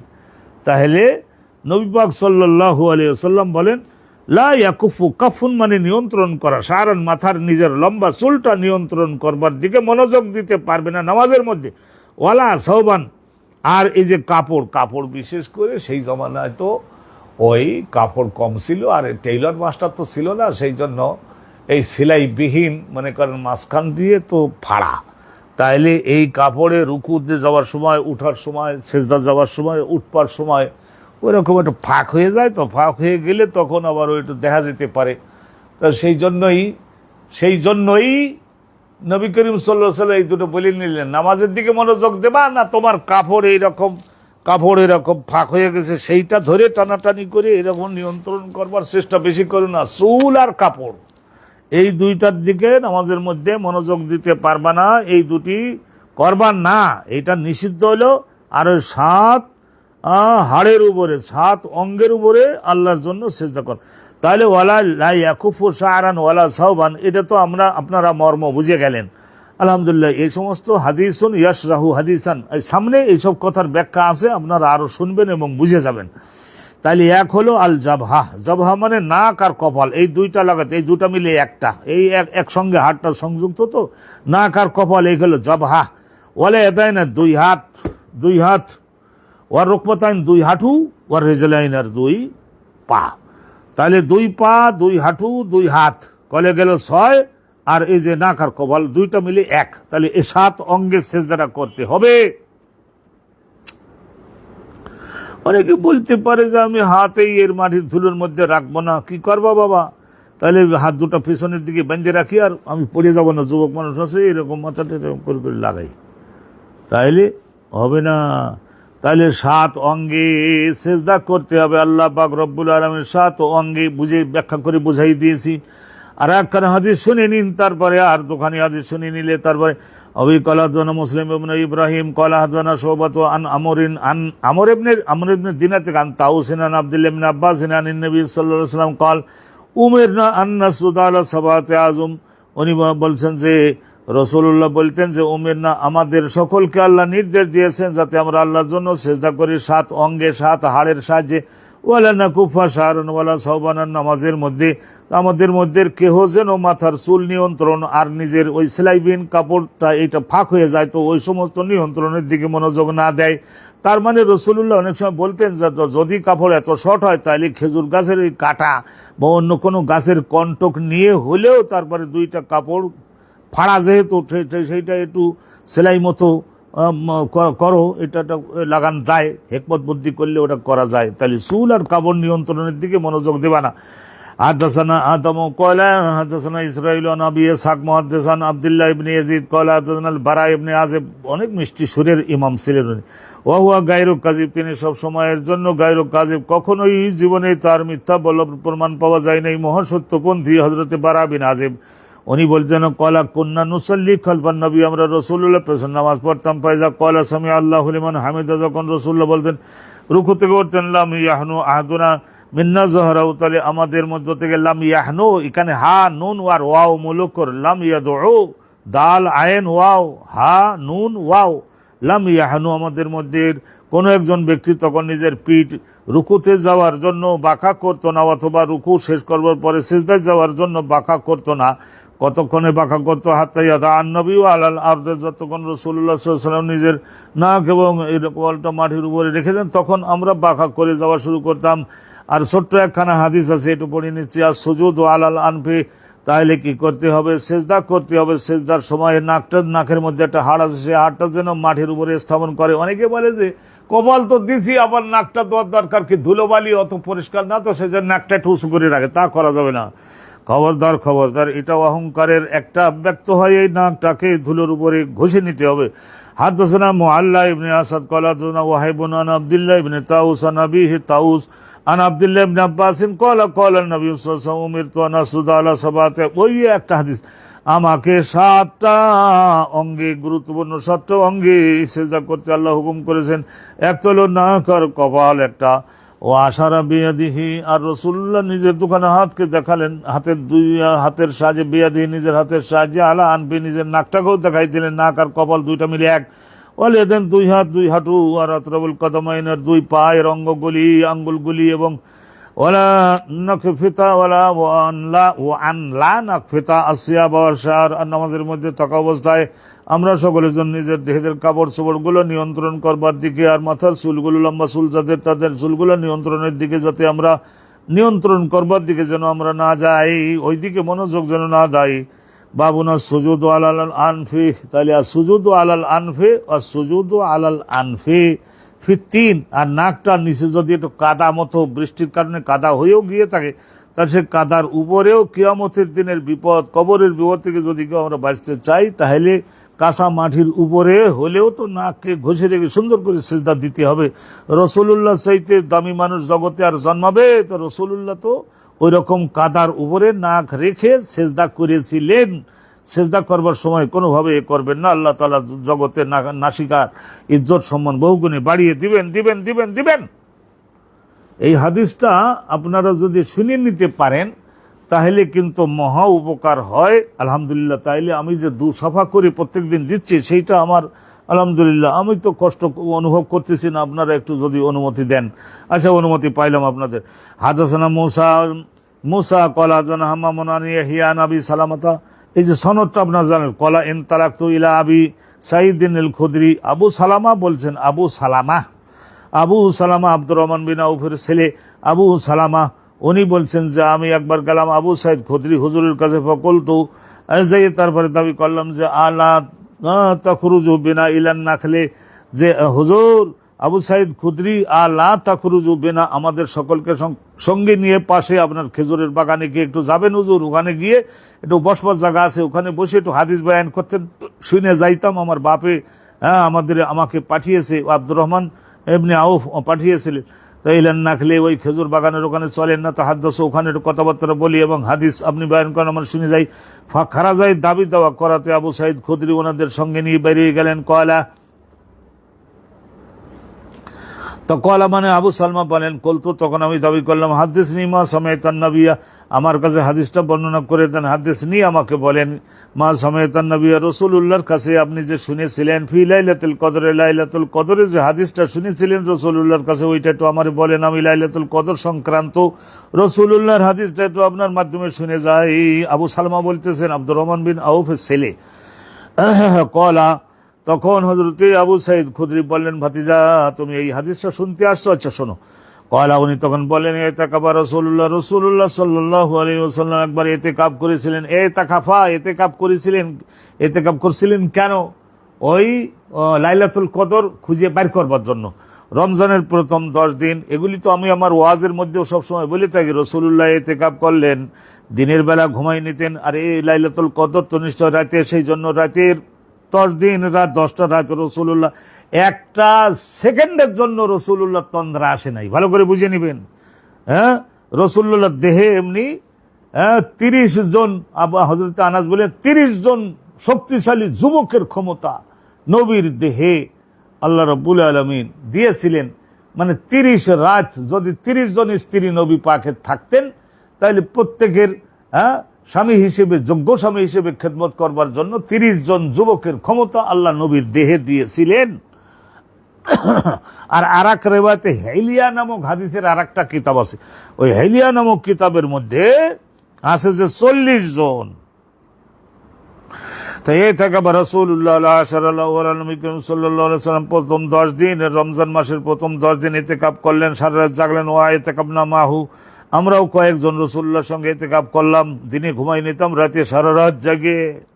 ফাআতাহু জিবরিল, জিবরাইল 10 দিন যাওয়ার পর, 10 রাত যাওয়ার পরে জিবরাইল আসি বললেন, ইন্নাল্লাযী তাতলুবু, আল্লাহর নবী লাইলাতুল কদর কে তো আপনি খুঁজছেন, তাতলুবু মানে খুঁজতেছেন, আমামা কায়দা আপনার সামনে আসে না, এই 10 রাতের মধ্যে নাই। ফাইতাকাবা আওসাতা, নবী পাক সাল্লাল্লাহু আলাইহি ওয়াসাল্লাম সাহাবাগণ, যারা পারো থাকো, না পারো তো দরকার নাই। রাসূলুল্লাহ সাল্লাল্লাহু আলাইহি ওয়াসাল্লাম তখন আবার ওই মাঝখানের 10 দিন দিনের বেলা ঘুমাই নিতেন, তারপরে রাতের বেলায় খাওয়া দাওয়ারও অনুমতি ছিল, জাগ্রত থাকতেন, ইবাদত করতেন, ইতিকাফ করলেন। ওয়া ইতিকাফনা মাহু, আমরাও কয়েকজন নবী পাকের সঙ্গে মাঝখানের 10 দিন ইতিকাফ করলাম। ফাআতাহু জিবরিল, তারপর জিবরাইল আসলেন, ফাকালা, এসে বললেন, ইন্নাল্লাযী তাতলুবু, আপনি যে লাইলাতুল কদরের সন্ধানে আছেন, হে নবীগণের দলপতি, সেটা আপনার সামনে এই 10 দিনের, এই 10 রাতের মধ্যে নাই। ফাকামান নবী ও রাসূলুল্লাহ সাল্লাল্লাহু আলাইহি ওয়াসাল্লাম, দাঁড়ালেন সাল্লাল্লাহু আলাইহি ওয়াসাল্লাম খতিবান, নামাজ মুসল্লিগণের সম্মুখে, সাহাবাগণের সম্মুখে খতিব হয়ে দাঁড়ালেন। সবিহতা 20 মানে ওই যে 20তম রোজা, 20তম রোজা, তার মানে 20তম রোজা রমজানের 20তম দিনের সকালবেলায় নবী পাক সাল্লাল্লাহু আলাইহি ওয়াসাল্লাম ফজরের নামাজ পড়ে দাঁড়ালেন খুতবা দেওয়ার জন্য। ফাকালা, এরপরে হুজুর বললেন, মান কানা ইতিকাফা মান নবী, তোমাদের রাসূলের সঙ্গে যারা ইতিকাফ করছো, ফালিয়ারজি, তার বাড়িতে যেতে পারো। ফাইনি উরিতু লাইলাতুল কদরি। তারপরে নবী করিম সাল্লাল্লাহু আলাইহি ওয়াসাল্লাম এরপরে বললেন যে যারা যারা এই 20 দিন আমার সঙ্গে ইতিকাফ করছো, বাড়িতে যাও। ফালিয়ারজি ফাইনি উরিতু লাইলাতুল কদরি। এক এক জায়গায় একটু বর্ণনার মধ্যে একটু আছে, ফাইনি উরিতু, আল্লাহ রাব্বুল আলামিন আমাকে দেখিয়েছেন লাইলাতুল কদর, লাইলাতুল কদর খুব কাছাকাছি এসে গেছে, আমাকে আল্লাহ জানাইছেন, আলামত চিহ্ন নিদর্শন আমাকে দেখাইছেন। ওয়াইনি নাসিতুহা, কিন্তু সেটা যে ওই বেজোড় শেষের 10 রাতের বেজোড়, তার মানে 21, 23, 25, 27, 29 এই 5টা দিনে, এই 5টা রাতের মধ্যে সেটা আছে।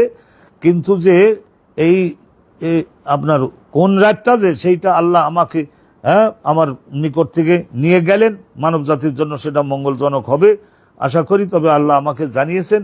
আর তারপর বললেন, ওয়াইনা, নিশ্চয়ই লাইলাতুল কদরটা ফিল আশারিল আওয়াখিরে ফি ওয়েতরেন, এই শেষ 10 রাতের বেজোড় 5টা রাতের মধ্যেই আছে।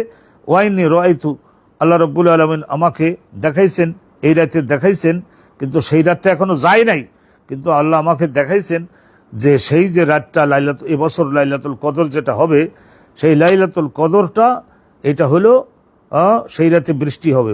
কান্নি আসজুদু ফি তিনিন ওয়া মাইন, তাই এখন বৃষ্টি এই উপরে খেজুর গাছের বাল্যের পাতা, তো ওর মধ্যে দিয়ে বৃষ্টি, ঝুমঝুম বৃষ্টি যদি হয়, কিছুটা বাইরে পড়ে, একটু এরকম আছে, তো ঢালু মতো আছে, তা কিছু গড়িয়ে বাইরে যায়, কিন্তু অত মারাত্মক ঘন না হওয়ার কারণে কিছু বৃষ্টি আবার ভেতরে পড়ে, মাটিতে কাদা হয়ে গেছে।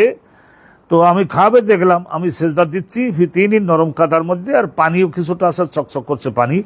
ওয়াকানা সাকফুল মসজিদে, মসজিদে নববীর ওই সময়কার এই যে ছাদটা ছিল জারিদান নাগাল, খেজুর গাছের ওই বাল্যের পাতা দিয়ে, কিন্তু এরকম একটু ঢালু থাকাতে বৃষ্টির বাইরে কিছু পড়ে, কিন্তু ভেতরেও কিছু পড়ে। ওমা নারা ফিস সামায়ে শাইয়ান, তো ওই এরপরে রমজান মাস আমরা আকাশে কোনো রকমের মেঘ টেঘ এগুলো কিছু দেখলাম না, কিন্তু এরপরে সাহাবাগণ বলে ফাজাত কাজা, এই ধরনের কাজা, খণ্ড খণ্ড মেঘ, ওই বিকেল বেলা একটু দেখা গেল যে খণ্ড খণ্ড মেঘ আকাশে।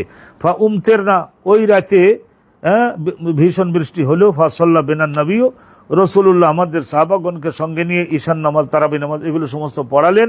হাত্তা রাআইতু আসারাত তিন, তো উনি বলছেন যে আমি দেখলাম হযরতে নবী করিম সাল্লাল্লাহু আলাইহি ওয়াসাল্লামের সাহাবী হযরতে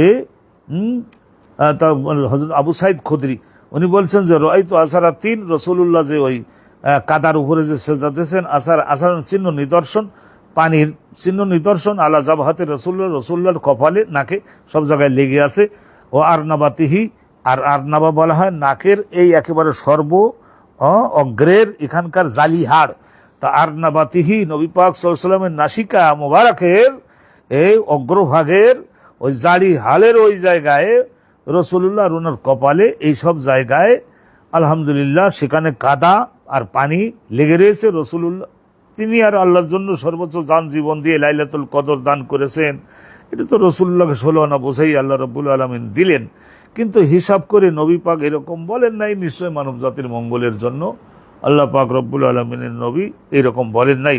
তাসদিক রুইয়া, এই যে 3-4 দিন আগে রসুল্লাহকে যে আল্লাহ খাবে দেখাইছিলেন না, স্বপ্নে দেখাইছিলেন না যে আপনি নবী ব্যস্ত হবেন না, সেটা নিকটবর্তীতে এসে গেছে। সেই রাতে এবছর এটা চিহ্ন নিদর্শন দিলাম, সেটা বৃষ্টি হবে আর কাদা এবং পানির মধ্যেই আপনাদের সকলকে ঈশান নামাজ আর ওই যে রমজান মাসের রাতের তাহাজ্জুদের নামাজ আর ফজরের নামাজ এগুলি আপনাদের ওইভাবে আদায় করতে হবে। ওইটা হলো আল্লাহর রহমতের মহাবৃষ্টি যে হয়ে গেছে, তার আল্লাহর রহমতের সবচাইতে বড় প্রমাণ হলো রহমতের বৃষ্টিটা।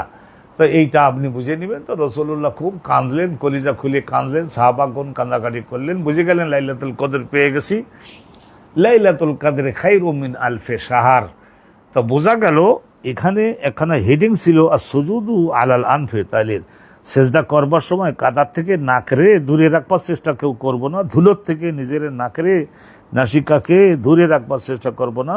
ধুলার মধ্যে কাদার মধ্যে হলেও নিজের রহমতের জন্য, রহমতের আশায়, কিয়ামতের দিনের মহাবিপদের থেকে উদ্ধারের আশায় আমাদেরকে সেজদার সময় কপাল এবং নাককে ঠেসে ধরতে হবে মাটির মধ্যে। আলহামদুলিল্লাহ সুন্দরভাবে স্থাপন করতে হবে। সম্মানিত দর্শক মণ্ডলী, আপনাদের সকলকে অনেক দোয়া করছি, অনেক মোবারকবাদ দিচ্ছি। এই 2টা সাফা পুরা আলহামদুলিল্লাহ আমরা আজকে আপনাদের শোনাতে পারলাম। আল্লাহ পাক রব্বুল আলামিন আমাদের সকলকে কবুল করুন, রহমত করুন।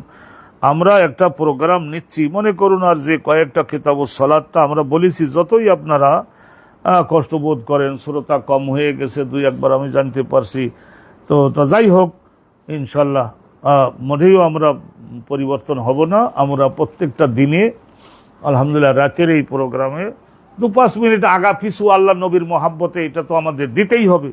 তো আমরা আজকের আলহামদুলিল্লাহ এখানে সুসম্পন্ন করছি। আর আমরা এমনও করতে পারি, আল্লাহ আমাদের হয়তো বাদ ফজর আমরা একটু স্টাডিতে আসি যে কেমন হয়, আমরা পারি কি হারি, তো আমরা সেখানে দ্রুত গতিতে দেখা যাবে যে 4 সাফা করে যদি দিই তাইলে ইনশাল্লাহ তাআলা এই 10 দিনের মধ্যে আমাদের আলহামদুলিল্লাহ কিতাবুস সালাত শেষ হবে। তারপরে আপনাদের দাবি অনুপাতে আমরা সহিহ বুখারীর থেকেই এমন এমন আলোচনা আনবো যে একটা আলোচনা আলহামদুলিল্লাহ আমাদের কলিজা জুড়িয়ে দিবে। আজকের এ পর্যন্ত শেষ করছি। ওয়া আখিরু দাওয়ানা আনিল হামদুলিল্লাহি রাব্বিল আলামিন। আসসালামু আলাইকুম ওয়া রাহমাতুল্লাহি ওয়া বারাকাতুহু।